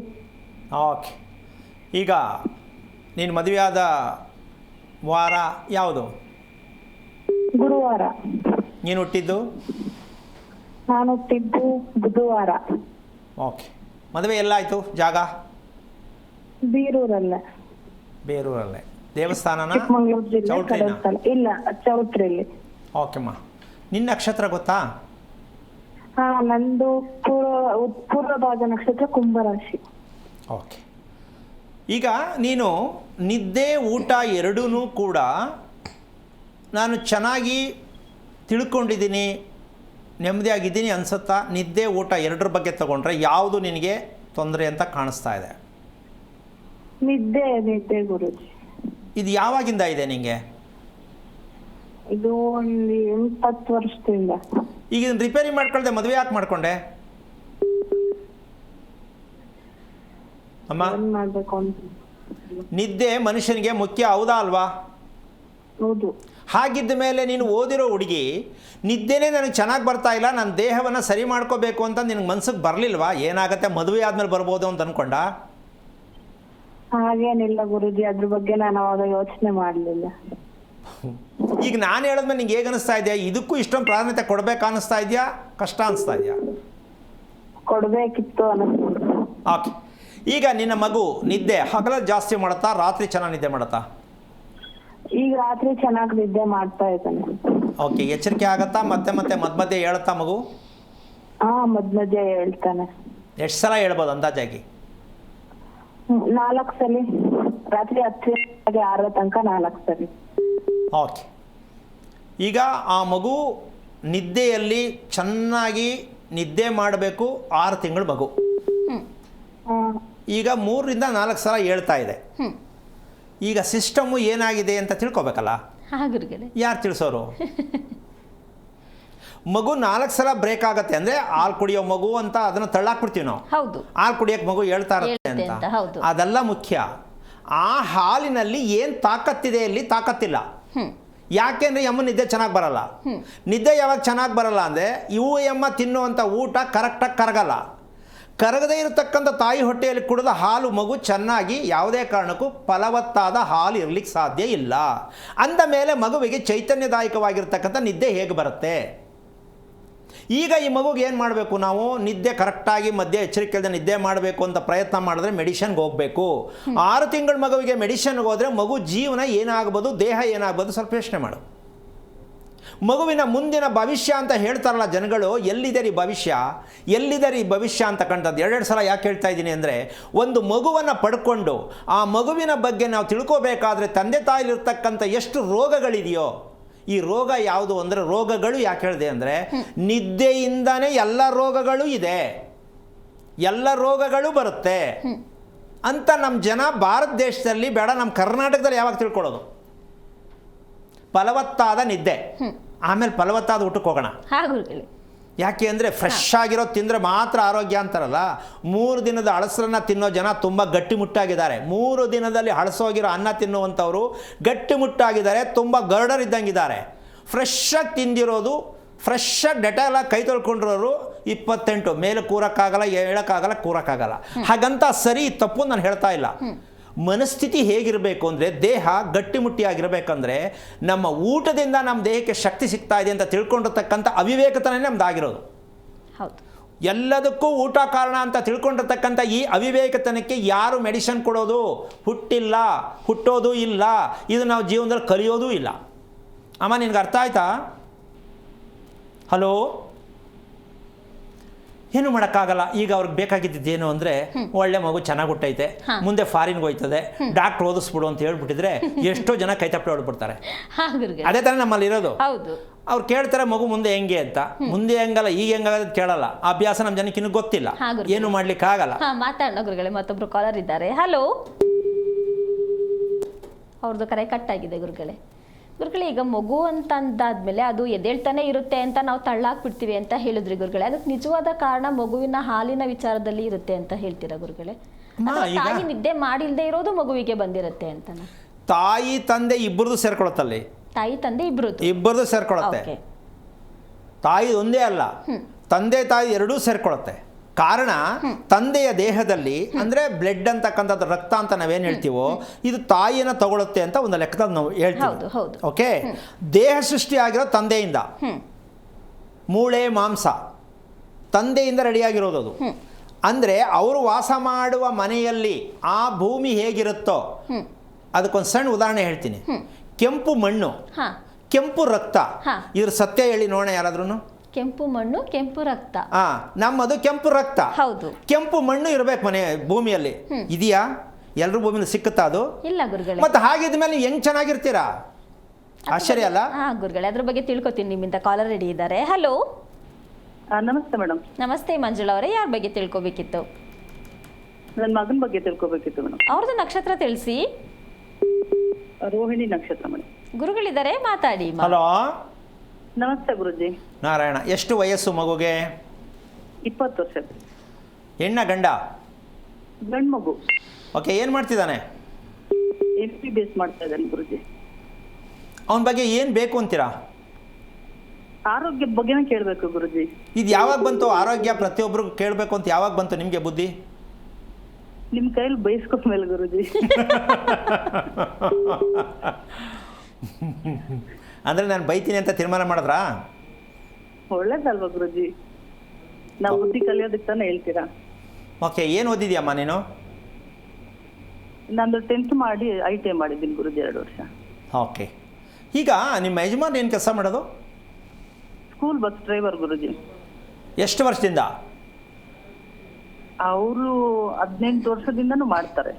ಯಾವಾಗಾದ್ರು ನಿಮ್ಮ ಹತ್ರ ಮದುವೆ ಆದಮೇಲೆ ಅಕಸ್ಮಾತಾಗಿ ಹಾವು ಅಡ್ಡ ಬಂದ್ಬಿಡ್ತು, ಹತ್ತಿಸ್ಬಿಟ್ಟೆ, ಹಿಂಗೆ ಆಗೋಯ್ತು ಅಂತ ಹೇಳಿದ್ದುಂಟಾ? ಇಲ್ಲ ಇಲ್ಲ ಗುರುಜಿ. ಕೇಳಿ ನಿಮ್ಮ ಯಜಮಾನ್ರಿಗೆ.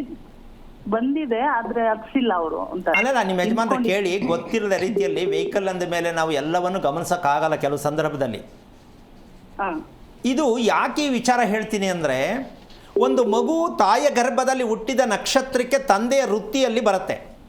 ಇದು ತಿಳ್ಕೋಬೇಕು. ತಾಯಿ ಹೊಟ್ಟೆಯಲ್ಲ ಹುಟ್ಟುವ ಮಗುವಿನ ನಕ್ಷತ್ರ ಏನು ತೋರಿಸುತ್ತೆ ಅಂದರೆ, ತಂದೆಯ ವೃತ್ತಿ ಏನು ಮಾಡ್ತಾವ್ರೆ? ಲೇವಾದೇವಿ ಮಾಡ್ತಾವ್ರ, ವೈನ್ ಸ್ಟೋರ್ ನಡೆಸ್ತಾವ್ರ, ರಿಯಲ್ ಎಸ್ಟೇಟ್ ಮಾಡ್ತಾವ್ರ. ಪ್ರತಿ ಒಂದು ವೃತ್ತಿಯನ್ನು ಮಗುವಿನ ನಕ್ಷತ್ರದಲ್ಲಿ ಬರುತ್ತೆ. ಆರೋಗ್ಯ ತಾಯಿನ ತಗೊಳುತ್ತೆ, ತಂದೆಯ ವೃತ್ತಿಯನ್ನು ನಕ್ಷತ್ರ ತೋರಿಸುತ್ತೆ. ಇದು ಯಾವಾಗ ತಿಳ್ಕೊಳ್ಳೋದು? ಇವತ್ತೇ ಗೊತ್ತಾಗ್ತಿರೋದು ಗುರುಗಳೇ, ಅದು ನೀವು ಹೇಳಿದ ಮೇಲೆ. ಇದು ಹೆಂಗೆ ರಿಪೇರಿ ಮಾಡೋದು? ಎಲ್ಲಿ ಈಗ ಬಿಸ್ನೆಸ್ ಮಾಡೋದು ಬೇಡವಾ? ಹಂಗಾರೆ ಲೇವಾದೇವಿ ಮಾಡೋದು ಬೇಡವಾ? ವೈನ್ ಸ್ಟೋರ್ ನಡೆಸೋದು ಬೇಡವಾ ಅಂದ್ರೆ ನಾನೇನು ಹೇಳೋಕ್ಕಾಗತ್ತೆ? ಬದುಕಬೇಕು ಮಾಡಿ. ಆದರೆ ಅದನ್ನು ಮಾಡೋದು ತಪ್ಪು ಅಂತಲ್ಲ. ನಾವು ಅದನ್ನು ಮಾಡೋದೇ ಆದ್ರೂ ನಮ್ಮ ಜೀವನಕ್ಕೆ, ನಮ್ಮ ಆರೋಗ್ಯಕ್ಕೋಸ್ಕರವಾಗಿ ನಾವೇನು ತಿಳ್ಕೋಬೇಕು ಅಂತ ತಿಳ್ಕೊಂಡ್ರೆ ಏನಾಗಲ್ಲ. ನಾವು ತಿಳ್ಕೊಳಕ್ಕೆ ಹೋಗೂ ಇಲ್ಲ. ಯಾಕೆನ್ನೋದು ಗೊತ್ತೇ ಇಲ್ಲ. ಈಗ ಅಮ್ಮ, ನಿಮ್ಗೆ ಅರ್ಥ ಆಗ್ತಾ ಇದೆಯಾ ತಾಯಿ? ಅರ್ಥ ಆಗ್ತಾ ಇದೆ ಗುರುಜಿ. ಆಮೇಲೆ ನಿಮ್ಮ ಮಗ ಯೋಚನೆ ಮಾಡ್ತಾನೆ ಅಂತಾನ, ಕೋಪ ಮಾಡ್ತಾನೆ ಅಂತಾನ, ಯಾವ್ದು ಹೇಳ್ತೀಯಮ್ಮ? ಯಾವ್ದು ಇಲ್ಲ ಗುರುಜಿ, ಅವನು ಯೋಚನೆ ಮಾಡ್ತಾನೆ. ಅಲ್ಲ, ಅದೇ ಸಾಕ್ತಾನೆ. ಅದಕ್ಕಿನ್ನ ಫಾಯ್ಸನ್ ಇನ್ನೊಂದು ಬೇಕಮ್ಮ. ಅವ್ನಿಗೆ ಹೇಗೆ ಅನ್ಸುತ್ತೆ ಅಂದರೆ ಸಮುದ್ರದ ಹತ್ರಕ್ಕೆ ಹೋಗಲ್ಲ, ಮ್ಯೂಸಿಕ್ ಹಾಕೊಂಡು ಡ್ಯಾನ್ಸ್ ಮಾಡಲ್ಲ, ಹಿಮಾಲಯ ಪರ್ವತ ಹತ್ರಕ್ಕೆ ಹೋಗಲ್ಲ. ಅಮ್ಮ ಅವ್ನ ಮೈಂಡಲ್ಲಿ ಹೆಂಗೆ ಕ್ರಿಯೇಟ್ ಆಗುತ್ತೆ ಅಂದರೆ ಮನೆ, ಕುಟುಂಬ, ಜವಾಬ್ದಾರಿ ಯಾವುದ್ರದ್ದು ಮೈಂಡಲ್ಲಿ ಓಡಲ್ಲ. ಯಾಕೆ ಗುರುಗಳೇ? ಹೇಳೋಣ ಯಾಕೆಂದರೆ ರೋಹಿಣಿ ನಕ್ಷತ್ರ, ಮನಸ್ಸು ಕಂಟ್ರೋಲ್ ಇಲ್ಲ. ಬೆಳಿಗ್ಗೆ ಹೊರಗಡೆ ಹೋಗ್ತಾನೆ, ಮತ್ತೆ ಮಧ್ಯಾಹ್ನ ಬರ್ತಾನೆ, ಮತ್ತೆ ಸಾಯಂಕಾಲ ಬರ್ತಾನೆ. ಊಟದ ಬಗ್ಗೆ, ನಿದ್ದೆ ಬಗ್ಗೆ, ಮಾತಾಡೋದ್ರ ಬಗ್ಗೆ ಏನೂ ಅರಿವಿಲ್ಲ ಅವನಿಗೆ. ವಯಸ್ಸು 21. ಮುಂದೆ ಏನು ಕತೆ ಒಂದು ಕಾರಣ ನಾನು ಆವಾಗಲೇ ಹೇಳಿದೆ, ತಂದೆ ಎಲ್ಲೋ ಅರ್ಧ ರಾತ್ರಿಗೆ ಮನೆಗೆ ಬರೋದು, ತಾಯಿ ಫುಲ್ ಎಂಗೇಜ್ ಆಗಿರೋದು ಮನೆ ಸಂಸಾರದಲ್ಲಿ. ಇನ್ನು ಮಕ್ಕಳ ಸ್ಥಿತಿಯನ್ನು ಯಾರು ಗುರುತಿಸೋದು? ಅಮ್ಮ ಏನು ಹೇಳ್ತೀಯ ತಾಯಿ? ಅರ್ಥ ಆಯ್ತಾ ನಾನು ಹೇಳಿದ್ದು? ಅರ್ಥ ಆಯ್ತು ಗುರುಜಿ. ಯಾಕೆ ನಿಮಗೆ ಜವಾಬ್ದಾರಿ ಇಲ್ವಾ? ತಿಳ್ಕೋಬೇಕು ಮಕ್ಕಳ ಬಗ್ಗೆ. ಬರೀ ಓದಿಸೋದೇ ಮುಖ್ಯ ಅಂತಾನ? ಮಕ್ಕಳ ಆರೋಗ್ಯ ಚೆನ್ನಾಗಿರಬೇಕು ಅಂತ ಪ್ರಜ್ಞೆ ಬೇಡವಾ ಅಮ್ಮ? ಇಷ್ಟು ದಿನ ಯಾರು ಹೇಳಿರಲಿಲ್ಲ ಗುರುಜಿ, ನಿಮ್ ಶೋ ನೋಡಿದ್ಮೇಲೆ ಗೊತ್ತಾಗಿದ್ದು. ಅಮ್ಮ, ಪ್ರಪಂಚದ ಇತಿಹಾಸದಲ್ಲಿ ಈ ವಿಷಯವನ್ನು ನಾನು ಹೇಳಿದ್ರೆ ನಾನತ್ವ ಬರುತ್ತೆ. ಯಾವ ಕಾರಣಕ್ಕೂ ಹಿಂದೂ ಹೇಳಿಲ್ಲ, ಈಗಲೂ ಹೇಳ್ತಿಲ್ಲ, ಮುಂದಕ್ಕೂ ಹೇಳಲ್ಲ ಅಂತ ನಾನು ಡಿಸೈಡ್ ಮಾಡ್ಕೊಂಡ್ಬಿಟ್ಟಿದ್ದೀನಿ. ಒಂದು ಮಗು ತಾಯಿಯ ಗರ್ಭದಲ್ಲಿ ಹುಟ್ಟಬೇಕಾದ್ರೆ, ಆ ಗರ್ಭಾವ್ಯವಸ್ಥೆಯಲ್ಲಿ ಇರಬೇಕಾದ್ರೆ ಅದು ಯಾವ ಯಾವ ರೀತಿಯಲ್ಲಿ ವೇದನೆಯನ್ನು ಅನುಭವಿಸಿದೆ ಅಂತ ಹೇಳುವಂತಹ ಪುಣ್ಯಾತ್ಮ ಯಾಕೆ ಹುಟ್ಟಿಲ್ಲಪ್ಪ ಅಂತ ಎಷ್ಟೋ ಸಲ ಯೋಚನೆ ಮಾಡ್ತಾ ಇದ್ದೀನಿ ನಾನು. ಯಾರು ಏನು ಹೇಳ್ಕೊಂಡ್ರು ಸರಿಯೇ, ಆದರೆ ಇನ್ನೊಂದು ವಿಷಯ ಗುರುಜಿ, ಹೇಳಮ್ಮ. ನೀವು ಊಟ ಹಾಕೋದು, ಹಿರಿಯರ್ ಊಟ ಹಾಕೋದು ಹೇಳ್ತಿರಲ್ಲ, ಅದು ಯಾವ ತರ ಗುರುಜಿ? ಅಂದ್ರೆ ಫೋಟೋ ಇಟ್ಟು ಪೂಜೆ ಮಾಡ್ತೀವಿ. ಅಮ್ಮ ಒಂದ್ ನಿಮಿಷ ಸಾಕು. ಫೋಟೋ ಇಟ್ಟು ಪೂಜೆ ಮಾಡಿದ್ರೆ ದೇವ್ರ ಪೂಜೆ ಏನು ಮಾಡೋದಮ್ಮ? ದೇವ್ರಿಗೆ ಏನು ಮಾಡ್ತೀಯಮ್ಮ? ಅದಕ್ಕೆ ಗುರುಜಿ ಅದ್ ಬಿಡೋಣ, ಇವಾಗ ಊಟ ಹಾಕೋದು ಹೇಳ್ಕೊಟ್ರೆ ಅದನ್ನ ಮಾಡ್ತೀವಿ ಗುರುಜಿ. ನಿಮ್ಮ ಯಜಮಾನರು ಇದಕ್ಕೆಲ್ಲ ಭದ್ರಾಗಿದ್ದಾರಾ? ಮಾಡಕ್ ರೆಡಿ ಇದ್ದಾರಾ? ಇದಾರೆ ಗುರುಜಿ. ಹಾಗಿದ್ದ ಮೇಲೆ ನೀವು ಮಗನ ಕರ್ಕೊಂಡೇ ಬರಬೇಕು. ಮಗನ ಕರ್ಕೊಂಡು ಗಂಡ ಹೆಂಡತಿ ಬಂದರೆ ನಿಮ್ಮ ಮಗನನ್ನ ನೀವು ಪರಿಚಯ ಮಾಡ್ಕೊಂಡಿಲ್ಲ, ನಾನು ನಿಮ್ಮ ಮಗನ ಪರಿಚಯ ಮಾಡಿಸ್ತೀನಿ. ನೀವು ತಂದೆ ತಾಯಿ ಆಗಿರಬಹುದು, ನಿಮ್ಮ ಮಗನನ್ನ ಪರಿಚಯ ನಾನು ಮಾಡಿಸಿಕೊಡುತ್ತೇನೆ. ಏನು ಅನುಭವಿಸ್ತಾ ಇದ್ದಾನೆ, ಯಾವುದರಿಂದ ಅನುಭವಿಸ್ತಾ ಇದ್ದಾನೆ, ಏನೆಲ್ಲ ಮನಸ್ಸಲ್ಲಿ ಇಟ್ಕೊಂಡಿದ್ದಾನೆ, ಇದು ಯಾವುದರಿಂದ ಬರ್ತಾ ಇದೆ, ನೀವೇನು ಮಾಡಬೇಕಿತ್ತು, ಅವನೇನು ತಿಳ್ಕೋಬೇಕಿತ್ತು, ಇದನ್ನೆಲ್ಲ ತಿಳ್ಕೊಂಡ್ರೆ ಮಾತ್ರ ದಾರಿ ಸಿಗುತ್ತೆ ಹೊರತು ಬರೀ ತಿಥಿ ಶ್ರಾದ್ದಗಳು ಮಾಡಿದ ತಕ್ಷಣ ಸರಿ ಹೋಗ್ಬಿಡುತ್ತೆ, ವಾಸ್ತು ಪ್ರಕಾರ ಮನೆ ಕಟ್ಬಿಟ್ರೆ ಸರಿ ಹೋಗ್ಬಿಡುತ್ತೆ, ಟೈಮ್ ಸರಿ ಊಟ ಮಾಡಿಬಿಟ್ರೆ ಸರಿ ಹೋಗ್ಬಿಡುತ್ತೆ. ಇದೆಲ್ಲವೂ ಸೇರಿ ಒಂದು ದಾರಿ ಆಗಬೇಕು. ಆ ದಾರಿ ಮಾಡ್ಕೋಬೇಕಂದ್ರೆ ಇವತ್ತು ಕರೆ ಮಾಡಿದ್ಯಮ್ಮ, ನಿಮ್ಮ ಯಜಮಾನ ಕನ್ವಿನೆನ್ಸ್ ಮಾಡಿ ನಿಮ್ಮ ಮಗನ ಕರ್ಕೊಂಡು ಮುಂದೆ ಏನು ಮಾಡಬೇಕು ಅಂತಲ್ಲ, ಏನಾಗಿದೆ ಅಂತ ತಿಳ್ಕೊಳ್ಳೋದು ಯಾವ್ದಾರೆ ಹೇಳ್ಕೊಡೋಣ, ಗಾಬರಿ ಆಗಬೇಡ. ಅದಕ್ಕೆ ನೀನು ನೇರವಾಗಿ ಬರೋಕ್ಕಂತೂ ಆಗಲ್ಲ. ನಿಮ್ಮ ಯಜಮಾನ ಒಪ್ತಾರೋ ಬಿಡ್ತಾರೋ, ಸಮಯ ಸಿಗುತ್ತೋ ಇಲ್ಲೋ ಗೊತ್ತಿಲ್ಲ. ಆಂಜನೇಯ ಇಲ್ಲ ಶಿವನ ದೇವಸ್ಥಾನಕ್ಕೆ ಹೋಗಿ ಒಂದು 5 ದಿನ ಬೆಳಗ್ಗೆನೋ ಅಥವಾ ಸಂಜೆನೋ ಹೋಗಿ ಪ್ರಾರ್ಥನೆ ಮಾಡಿದ್ರೆ ನಿಮ್ಗೆ ದಾರಿ ಸಿಗಬಹುದು. ಪ್ರಯತ್ನ ಮಾಡ್ತಾಯಿ, ಒಳ್ಳೆಯದಾಗಲಿ. ಕರೆ ಮಾಡಿದ್ದಕ್ಕಾಗಿ ಧನ್ಯವಾದಗಳು ಮಾ ಗುರುಗಳೇ. ಮತ್ತೊಬ್ಬರು ಕಾಲರ್ ಇದ್ದಾರೆ. Hello madam. ಶೋಭೋರೆ, ಯಾರ ಬಗ್ಗೆ ತಿಳ್ಕೊಬೇಕಿತ್ತು? ನನ್ನ ಮಗಳ ಬಗ್ಗೆ ಕೇಳಬೇಕಿತ್ತು ಮೇಡಮ್. ಅವ್ರದ್ದು ನಕ್ಷತ್ರ ತಿಳಿಸಿ. ಹುಟ್ಟಿದ್ದು ಡೇಟು 2/9. ಅಮ್ಮ ನಕ್ಷತ್ರ ತಿಳಿಸಿ, ಡೇಟ್ ಎಲ್ಲ ಕೇಳಿದ್ ನಾನು, ನಕ್ಷತ್ರ ತಿಳಿಸಿ. ಹೌದಾ? ನಕ್ಷತ್ರ ರಚಲ್, ಸ್ವಾತಿ ನಕ್ಷತ್ರ, ತುಲಾ. ಗುರುಗಳಿದ್ದಾರೆ, ಮಾತಾಡಿ. Hello hello hello hello. ನಮಸ್ತೆ ಗುರುಜಿ. ಹೇಳಮ್ಮ. ಮಗನಾ? ಮಗಳು ಗುರುಜಿ. ಎಷ್ಟು ವಯಸ್ಸು? ನಕ್ಷತ್ರ ತುಲಾ ರಾಶಿ. ಆಯ್ತು, ಎಷ್ಟು ವಯಸ್ಸು? ನೀವು ಟಿವಿ ಆಫ್ ಮಾಡ್ತಾ ನೀವು ಟಿವಿ ನೋಡ್ಕೊಂಡು ಮಾತಾಡಿದ್ರೆ ಕರೆ ಕಟ್ ಆಗುತ್ತೆ. ಟಿವಿ ವಾಲ್ಯೂಮ್ ಮ್ಯೂಟ್ ಮಾಡಿ ಮಾತಾಡಿ. ಹಲೋ ನಮಸ್ತೆ ಗುರುಜಿ. ಅಮ್ಮ ಟಿವಿ ನೋಡ್ಕೊಂಡು ಮಾತಾಡಬೇಡಿ. ಕಾಲ್ ಕಟ್ ಆಗಿದೆ ಗುರುಗಳೇ. ಮತ್ತೊಬ್ರು ಕಾಲರ್ ಇದ್ದಾರೆ. ಹಲೋ ಹಲೋ ಲಕ್ಷ್ಮಿ ಅವ್ರು, ಯಾರ ಬಗ್ಗೆ ತಿಳ್ಕೊಬೇಕಿತ್ತು? ನಮ್ಮ ಮಗನ ಬಗ್ಗೆ ತಿಳ್ಕೊಳ್ಳಿ. ಅವ್ರದ್ದು ನಕ್ಷತ್ರ ತಿಳಿಸಿ. ವಿಶಾಖ ನಕ್ಷತ್ರ. ಗುರುಗಳಿದ್ದಾರೆ, ಮಾತಾಡಿ. ಹಲೋ ಹಲೋ ಗುರುಗಳೇ, ನಮಸ್ಕಾರ. ನಾರಾಯಣ. ಎಷ್ಟು ವಯಸ್ಸು ಮಗನಿಗೆ? 25 ಗುರುಜಿ. ಏನು ಮಾಡ್ತಿದ್ದಾನೆ? ಅವನೀಗ ಸೆಕೆಂಡ್ ಇಯರ್ ಮುಗಿಸಿ ಡಿಗ್ರಿ ಅರ್ಧ ಆಗಿ ಪೇಪರ್ಗೆ ಎಕ್ಸಾಮ್ ಕಟ್ಟಿ ಬರೀತಾ ಇದ್ದಾನೆ. ನೀವು ಕಟ್ಸಿದ್ರೆ ಅವನೇ ಕಟ್ಟಿದ್ನಾ? ಕಟ್ತಾ ಇದ್ದಾನೆ ಗುರುಜಿ. ನೌಕರಿ ಬೇಕಂತ ಹೇಳಿ, ಗೌರ್ಮೆಂಟ್ ನೌಕರಿ ಅಂತ ಹೇಳಿ. ಗೌರ್ಮೆಂಟ್ ನೌಕರಿ ನಿಮಗೆ ಬೇಕಾ ಅವನಿಗೆ ಬೇಕಾ? ಅವನಿಗೆ ಬೇಕು ಗುರುಜಿ. ಸಿಗದೇ ಇದ್ರೆ ಏನು ಮಾಡೋದು? ಇದ್ರೆ ಮನೆ ಒಳಗೆ ರೈತಾಪಿಗೆ ಹೊಲ ಇದೆಯಲ್ಲ ಗುರುಜಿ, ಅದು ಮಾಡಿದ್ರೆ ಚೆನ್ನಾಗಿರ್ತಿತ್ತು. ಯಾಕೆ ಗುರುಗಳೇ? ಗುರುಜಿ ಅವನ್ ಅಲ್ಲಮ್ಮ. ಪ್ರಯತ್ನ 1 ವರ್ಷ 2 ವರ್ಷ. ಅಮ್ಮ ತಾಯಿ, ಹೇಳಿ ಗುರುಜಿ. ನೀನು ಬೆಳಗ್ಗೆ ಹೊತ್ತು ಎಷ್ಟೊತ್ತು ಸ್ನಾನ ಮಾಡ್ತೀಯ ಹೇಳು? ನಾನ್ ಬೆಳಿಗ್ಗೆ 8:30 10 ಗಂಟೆ. ಮತ್ತೆ ಎಷ್ಟು ಒಳ್ಳೆ ಅದ್ಭುತವಾದ ಮಗ ಹುಟ್ಟವನ್ ಲೆಕ್ಕ ಹಾಕೋ. 8:00 ಸ್ನಾನ. ಹೌದು ಗುರುಜಿ. ಅಂದರೆ ಅಮ್ಮ ಕೇಳಿಸ್ಕೊ, ಹೌದು ಅಂತ ಹೇಳ್ತೀಯ ಪುನಃ ತಾಯಿ. 8 ಗಂಟೆಗೆ ತಾಯಿ ಎದ್ದಿದ್ರೆ ಆ ಮಗುವಿನ ಮೆದುಳು ಎಷ್ಟು ಚೆನ್ನಾಗಿದೆ ಲೆಕ್ಕ ಹಾಕೋ. ಈ ಅಮ್ಮನ ಮೆದುಳು ಎಷ್ಟು ಚೆನ್ನಾಗಿದೆ ಲೆಕ್ಕ ಹಾಕೋ. ಎಂಥ ಬ್ರಿಲಿಯಂಟು. ಅರ್ಧಂಬರ್ಧ ಓದ್ತಾರೆ ಅಂತಾರಲ್ಲಮ್ಮ, ಇದೇನೆ. ಅರ್ಧಂಬರ್ಧ ಓದೋದು, ಅರ್ಧಂಬರ್ಧ ಮದುವೆ ಮಾಡ್ಕೊಳ್ಳೋದು, ಅರ್ಧಂಬರ್ಧ ಮಗು ಮಾಡ್ಕೊಳ್ಳೋದು, ಅರ್ಧಂಬರ್ಧ ಮನೆ ಮಾಡ್ಕೊಳ್ಳೋದು, ಎಲ್ಲ ಅರ್ಧಂಬರ್ಧನೇ. ಯಾಕೆ ಹಿಂಗೆ ಆಯ್ತಾ ಇದೆ ಅಂದರೆ ನಿನ್ನ ಗ್ರಾಚಾರ ಚೆನ್ನಾಗಿಲ್ಲ. ಈ ರೀತಿ ತಪ್ಪುದಾರಿಗಳೇನು ನಾವು ಹೋಗ್ತಾ ಇದ್ದೀವಿ. ಈಗ ಇವರು ಮಗ ಓದ್ಬಿಟ್ಟು ಒಳ್ಳೆ ಕೆಲಸ, ಅದು ಗೌರ್ಮೆಂಟ್ ಕೆಲಸ. ಇವರು ನನಗೊಂದು ಪ್ರಶ್ನೆ ಏನಂದರೆ, ಈಗೆಲ್ಲ ವಾರ ಆಗ್ತಾ ಇದೆಯಲ್ಲ, ಅಲ್ಲಿ ಅವ್ರನ್ನೆಲ್ಲ ಕರ್ಕೊಂಬಂದ್ಬಿಡಿ ಅಂತಾರೆ. ಹೋಗುವಾಗ ಹೇಳ್ಬಿಟ್ಟೋಗಿದ್ರ ಇವರು, ನಾನು ಫಾರಿನ್ಗೆ ಹೋಗ್ತೀನಿ ಅಂತ. ಈಗ ನೋಡಿ ಸಡನ್ನಾಗಿ ಕರ್ಕೊಂಡ್ಬಿಡ್ಬೇಕಂತೆ. ಕೂತ್ಕೊಂಡು ಕೆಲವ್ರು ಮಾತಾಡ್ತಾರೆ, ಎಷ್ಟು ಕೇವಲ ಮಾತಾಡ್ತಾರೆ ಅಂದರೆ, ಅಲ್ಲ ರೀ ಹೋಗುವಾಗ ಏನೋ ಹೇಳಿದ್ರಾ ನಾನು ಫಾರಿನ್ಗೆ ಹೋಗ್ತೀನಿ ಅಂತ? ಇಲ್ಲ, ಈಗ ಕರ್ಕೊಂಬಂದ್ಬಿಡಿ ಅಂದರೆ ಏನು ಪಕ್ಕದಲ್ಲಿ ಆರಿಸ್ಕೊಂಬಿಡೋಕ್ಕಾಗತ್ತಾ? ಯಾಕೆ ಮಾತು ಹೇಳ್ತೀನಿ ಅಂದರೆ ಅವ್ರು ಕೇಳೋದು ಸರಿ, ಆದರೆ ಪರಿಸ್ಥಿತಿಗಳು ಹೇಗಿರುತ್ತೆ, ಎಷ್ಟು ಬಚಾವ್ ಮಾಡಿ ಕರ್ಕೊಂಬರ್ಬೇಕು ಈ ಸನ್ನಿವೇಶದಲ್ಲಿ. ಯಾಕೆ ಮಾತು ಹೇಳ್ತೀನಿ ಅಂದರೆ, ಪ್ರತಿ ತಂದೆ ತಾಯಿಗಳು ಹೀಗೆ ಮಕ್ಕಳನ್ನು ಹಾಳು ಮಾಡ್ತಾ ಇದ್ದಾರೆ ಹೊರತು ಮಕ್ಕಳಿಗೆ ಉದ್ಧಾರ ಮಾಡಬೇಕು ಅಂತ ಬಾಯಲ್ಲಿ ಹೇಳ್ತಾರೆ. ಆದರೆ ಮಕ್ಕಳನ್ನ ಅಡ್ಡದಾರಿ ಇಡಿಸಿ ಇವರು ಅವರಿಂದ ಹೋಗಿ ಅವನೆಲ್ಲೋಗ್ತಾನೋ ಗೊತ್ತಿಲ್ಲ, ಇವರು ಎಲ್ಲೋಗ್ತಾನೋ ಗೊತ್ತಿಲ್ಲ. ಇಲ್ಲ, ಇವರಿಂದ ಅವ್ರು ಹೋಗಬೇಕು, ಅವರಿಂದ ಇವ್ರು ಹೋಗಬೇಕು. ಶಾಸ್ತ್ರ ಕೇಳೋದು ಬಿಡಲ್ಲ, ಜೀವನದಲ್ಲಿ ಯೋಚನೆ ಮಾಡೋದು ಹೋಗೇ ಇಲ್ಲ. ನಿಮ್ಮ ಮಗ ಕುತ್ಕೊಳ್ಳೋದು ಸ್ಟೈಲ್ ಚೆನ್ನಾಗೈತೆನಮ್ಮ?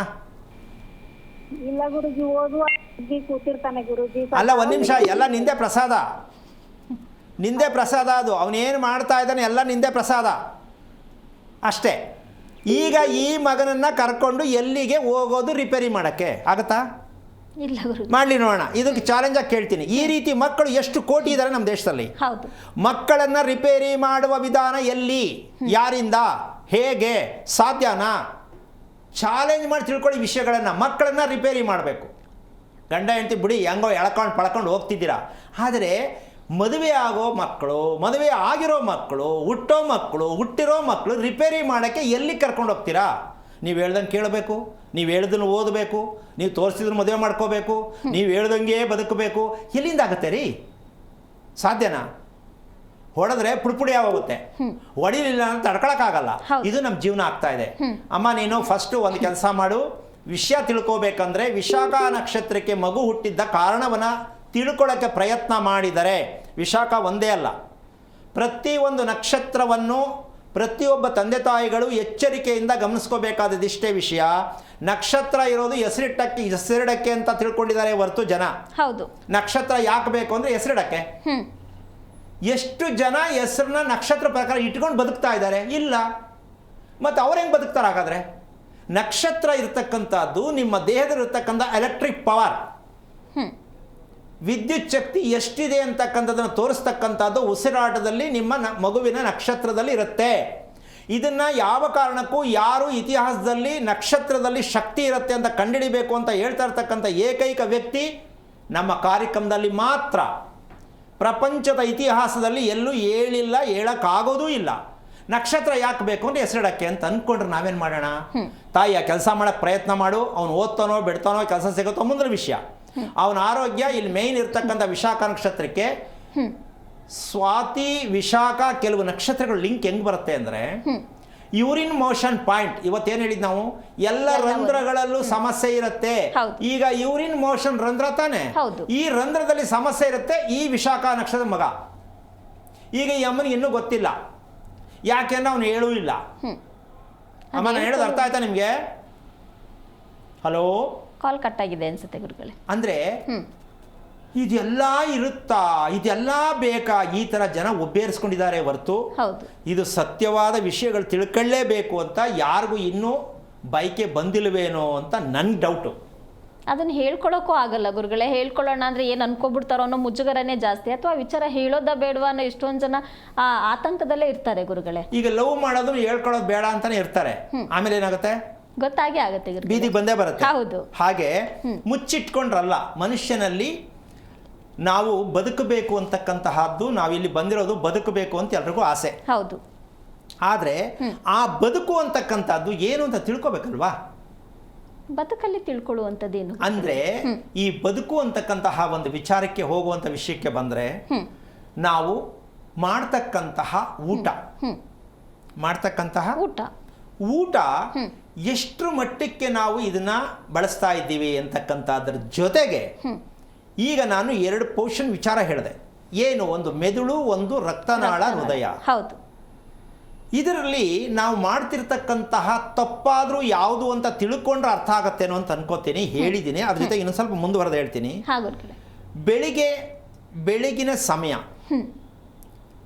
ಸೂರ್ಯೋದಯದ ಸಮಯವನ್ನು ಬಳಸುವಂಥ ತಂದೆ ತಾಯಿಗಳಿಗೆ ಸೂರ್ಯೋದಯಕ್ಕೆ ಮುಂಚೆ ಏಳುವ ಅಭ್ಯಾಸ ಇಟ್ಕೊಂಡಿರೋ ತಂದೆ ತಾಯಿಗಳಿಗೆ.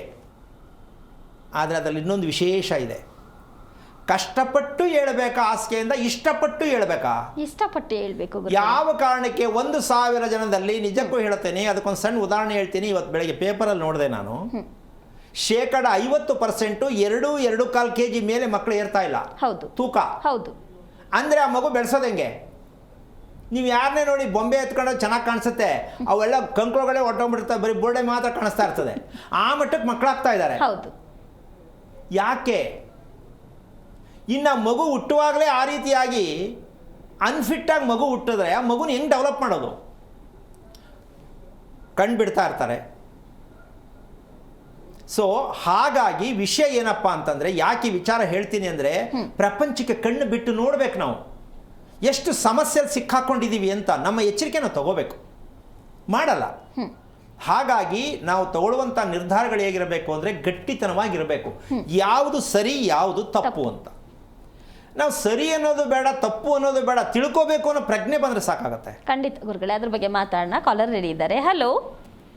ಹಲೋ, ನಮಸ್ತೆ ಮೇಡಮ್. ನಮಸ್ತೆ ಮಾ. ಸಾವಿತ್ರಿ ಅವರೇ, ಯಾರ ಬಗ್ಗೆ ತಿಳ್ಕೊಬೇಕಿತ್ತು? ನಮ್ಮ ಬಗ್ಗೆನೇ ತಿಳ್ಕೊಬೇಕಿತ್ತು. ನಿಮ್ದು ನಕ್ಷತ್ರ ತಿಳಿಸಿ. ನಮ್ದು ಕೃತಿಕಾ ನಕ್ಷತ್ರ. ಗುರುಗಳಿದ್ದಾರೆ, ಮಾತಾಡಿ ಮಾ. ಹಲೋ. ನಮಸ್ತೆ ಗುರುಗಳು. ನಾರಾಯಣ. ಹೇಳಮ್ಮ, ಹುಡುಗನ ಹುಡುಗಿನ? ಅವರೇ ಗುರುಗಳೇ. ನಾವು ಸಾವಿತ್ರಿ. ಹೆಣ್ಮಗಳ್ರಿ, ನಾವೇ ರೀ. ಓ, ಪುನಃ ಕನೆಕ್ಟ್ ಆಯ್ತಾ? ಹಲೋ ಹಲೋ ಗುರುಜಿ. ಇಲ್ಲ, ಇವ್ರು ಬೇರೆ ಕಾಲರ್ ಗುರುಗಳೇ. ಸಾವಿತ್ರಿ ಅಂತ ಅಂದ್ಬಿಟ್ಟು ಅವ್ರ ಬಗ್ಗೆನೇ ತಿಳ್ಕೊಬೇಕಂತ ಅವರು. ಕೃತಿಕಾ ನಕ್ಷತ್ರ ಯಾರ್ದು? ನಮ್ದೇ ರೀ. ಅವ್ರದ್ದೇ ಗುರುಗಳೇ. ಎಷ್ಟು ವಯಸ್ಸು ನಿಮಗೆ ಅಮ್ಮ? 51 ನಡೆದ್ರಿ. ಇನ್ನೇನಕ್ಕೆ ಬೇಕಮ್ಮ? ಅರ್ಧ ಸೆಂಚುರಿ ಹೊಡೆದ್ಬಿಟ್ಟಿದ್ಯಾ. ಏನ್ರಿ? 50 ವರ್ಷ ಆದ್ಮೇಲೆ ತಿಳ್ಕೊಬೇಕು ಅಂತ ಆಸೆ ಬಂದಿದ್ದು ಯಾವಾಗ? ಮತ್ತೆ ಈಗ ನಿಮ್ ಗುರುಜಿ ಕಾರ್ಯಕ್ರಮ ನಿಮ್ದು ನೋಡ್ಲತ್ತೀರಿ. ಅದಕ್ಕೆ ಮುಂಚೆ ಗೊತ್ತಿರ್ಲಿಲ್ವಾ? ಗೊತ್ತಿದಿಲ್ರಿ. ಅದಕ್ಕೆ ಸರಿ, ನಾವೆಲ್ಲ ರೈತರು ಹೊಲ್ಕೋಗೋದು, ಮನೆಗೆ ಬರೋದು. ಅಲ್ಲ, ರೈತರು ಅಂದ್ರೆ ಇವೆಲ್ಲ ತಿಳ್ಕೊಬಾರ್ದು ಅಂತನಾ? ಹಂಗಲ್ರಿ, ಸ್ವಲ್ಪ ಸವಲತ್ತು ಸಿಗ್ಬೇಕಲ್ಲ ಇದೆಲ್ಲ. ಏನಾಗಬೇಕಿತ್ತು ನಿನ್ನ ಬಗ್ಗೆ? ನಮ್ಮ ಬಗ್ಗೆ ಅದೇ ರೀ, ಮನೆಗೆಲ್ಲ ಕಿರಿಕಿರಿನೇ ನಡೆದದ. ಅಮ್ಮ, ಅದಕ್ಕೆ ಕಿರಿಕಿರಿ ನಡೆದದ್ರಿ. ಕಿರಿಕಿರಿ? ಎಷ್ಟು ವರ್ಷ ಆಯ್ತು ಮದುವೆ ಆಗಿ? ಮದುವೆ ಆಗಿ 24 ವರ್ಷ ನಡೆದದ. ಮದುವೆ ಯಾವ ವಾರ ಆಯಿತು? ಸೋಮವಾರ ಆಗ್ಯದ್ರಿ. ನೀನು ಹುಟ್ಟಿದ ವಾರ ಯಾವುದು? ನಮ್ದು ಬುಧವಾರ ಅದಂತ ಅಂದಾರಿ ಮೊನ್ನೆ. ಓಕೆ. ಮದುವೆ ಅಂತ ಶುರು ಮಾಡಿದ ಮೇಲೆ ಬೇಗ ನಡೀತಾ? ಸಣ್ಣ ಪುಟ್ಟ ಕಲಹ, ಬೇಜಾರು, ಜಗಳ ಆಯ್ತಾ ಮದುವೆ ಆಗುವಾಗ? ಸ್ವಲ್ಪ ಆಗ್ಯದ್ರಿ. ಯಾವ ವಿಷಯಕ್ಕೆ? ಅದೇ ಬಲ ಕಲ್ತಿಲ್ಲ ಅಂದ್ರು, ಮತ್ತೆ ಕಲ್ತದಂತ ಮತ್ತೆ ಮದುವೆ ಮಾಡಿದೇವೆ. ಅಲ್ಲೇ ನಿಂತು ಹೋಗ್ಬೇಕಿತ್ತು ಮದುವೆ. ಇದು ಬೇಡವಪ್ಪ ಅಂತ ದೇವ್ರು ತೋರಿಸಿದ್ರು. ಯಾಕಿದು ನೇರವಾಗಿ ಹೇಳ್ತಾರೆ ಅಂದ್ರೆ, ನಕ್ಷತ್ರ ಯಾವುದು? ಕೃತಿಕಾ.